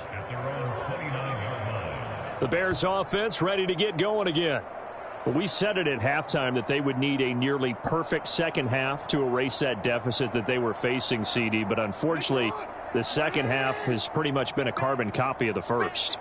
Yeah, that early lead was almost insurmountable the way their opponent was playing. And, partner, they do have some good news, though. This one is getting close to being over, and they can try and hit the reset button starting tomorrow.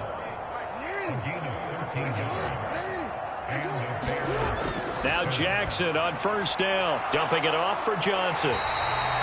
Call it a gain of a yard, and it'll be second down.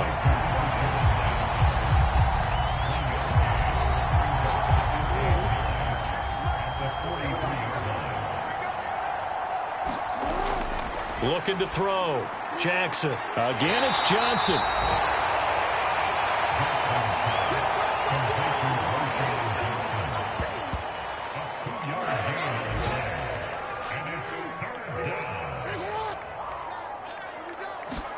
Jackson will throw again. This is Hamler on the receiving end. And they're going to mark him down short, maybe by about a yard, if that. So the completion good for 6 yards, and it'll be 4th down. Simple drag route here, lined up out left and tried to work his way back across the field. You probably saw me twitch there, partner, because I think he wanted the ball a little bit sooner. By the time he looked it in, defender was right on him. And they're indeed going to go for it here on 4th down. So trailing here in the last quarter, let's see how this plays out. Here we go with Johnson. And, boy, this is going to be close. That mark looks a little short, and he didn't get there. The Bears tried it on 4th down, unable to convert. And this defense is going to get the football back near midfield, right at the 48. Walker now on 1st and 10. And they'll get him down after a pickup of 8, 2nd and 2.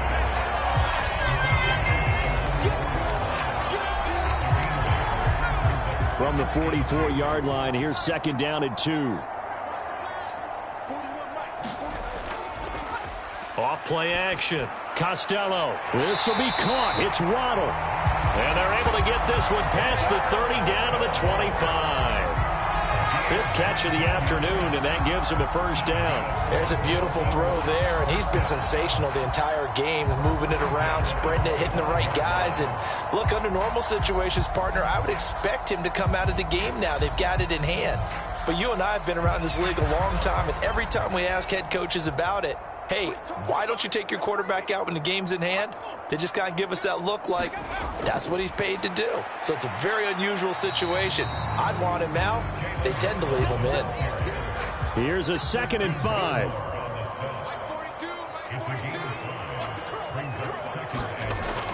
Back to throw.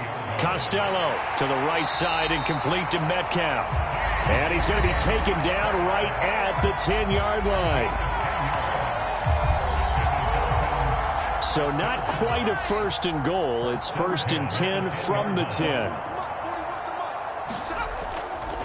Up the middle, here's Walker. And he'll be brought down here at the 3-yard line. 3 yards to go on second down, and they've got 3 tight ends out there. Jumbo set. Sticking with Walker on second down. And he will take it in for a Dolphins touchdown. Kenneth Walker, his second touchdown of the afternoon. And the Dolphins are closing in on win number 10 as they extend this fourth quarter lead. Just power football there down near the goal line. Give it to him. He's able to push his way across. Yeah, they went heavy there. Sometimes you have those big offensive linemen come in, have to report like they're eligible. But all they're doing is getting a good stance, blocking, and getting their runner across the goal line.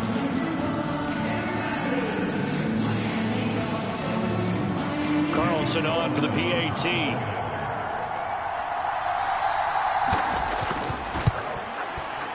And he's been a busy man, 5 for 5 now as he knocks another one through to extend the lead. So the drive there took 6 plays. And it was Kenneth Walker finishing things off with a touchdown run. Following the touchdown, ready to kick it away is Carlson. And the drive will begin at the 25 as Scott is going to stay in the end zone. The Bears now ready to take over again. And last time they were stopped on 4th down, had a drive stalled out. We'll see how they respond this go-around. I'm eager to see what their mindset is because moving the ball, feeling good, and then that abrupt stop on 4th down, do they go back to the bench and go, oh, boy, they've got something for us? Or do they go to the bench and say, we blew it ourselves, let's get back out there and move the ball again? And is it different when you get stopped on 4th versus punt? Is that more motivation for the defense, a little more confidence? I think as a defense, you're so excited with a 4th down stop. Making them punt, that's your goal anyway. But a 4th down stop, that's almost a sign of disrespect that they went for it in the first place. And when you get that, you feel great about yourselves. Jackson on 1st down. He's across midfield. And finally taken down at the 34. That one good for 20 on the catch and run. Well, I mean, look, obviously there's no 20 or 30-point play in that playbook, but they can try to end things here on a positive note despite trailing big, and that looks like what they're trying to do here by pushing the ball downfield. Well, let me go with the heavy cliche then, partner. Just control what you can control right now, and all they can control here is how their final plays develop. So now 1st and 10 as they've crossed into Miami territory at the 34. Now a toss left side into the hands of his tight end. And the result here, a pickup of 8. Leaves him with 2 to go on 2nd down. From the gun, Jackson. A quick throw knocked away and incomplete. They lead big, and a major part of that has been how they've taken their play to a whole new level this second half. No points allowed since the break, and you can add another incompletion to the total number that they forced in this runaway contest. 3rd and 2. Here's Jackson. Able to find the open man. That's complete. And he's got another 1st down as he's brought down at the Dolphins 16.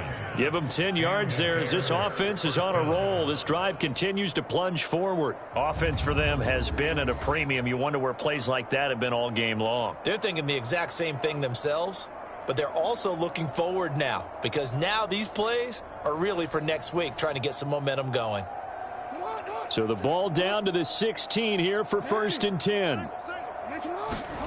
And Jackson throwing once more. Looking left side, and he's got a man. That's Scott. And that's good for a pickup of 10 yards. And they'll be left with a 2nd and about a foot.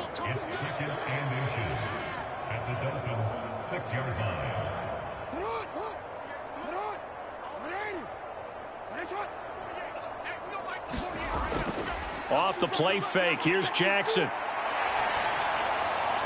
Now throw on the run, but that's going to be incomplete. And we are inside of 2 minutes left in this lopsided affair. So 3rd and inches, and this will be the 9th play of the drive. Jackson. And that is caught. Well, they're going to see this one to the end. They get a score, but pretty much an exercise in futility right now. Still down big. Well, on that connection, it looked like they maybe had some pre-play communication. Maybe one of them noticed an area that was open to the defense to get the pass to. When you put the time in, sometimes you have that great silent communication that you just noticed right there because the best quarterback-receiver combos in the NFL, they know how to make those adjustments at the line of scrimmage when they see something pre-play, and they got it done there. Now they'll line up to kick the extra point.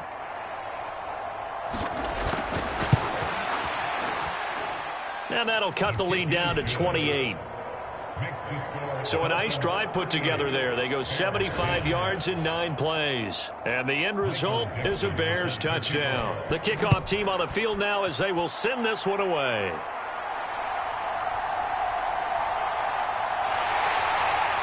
A solid return, pretty good field position. They'll start at the 32.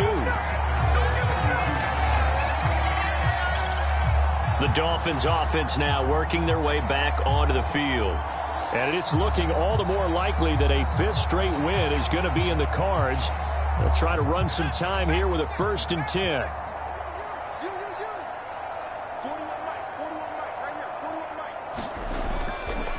They'll start this drive out on the ground. And he'll get this one up to about the 39 here. Here's 2nd and 3. A 7-yard pickup brings up 2nd and 3. It's a 39-yard line.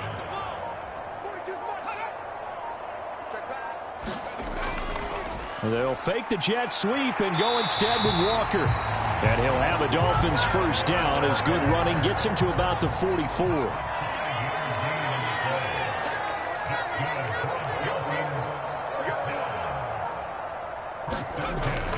Again, it's Walker. And he'll go down, but not before getting this inside the 30. 31 yards there and a 1st down.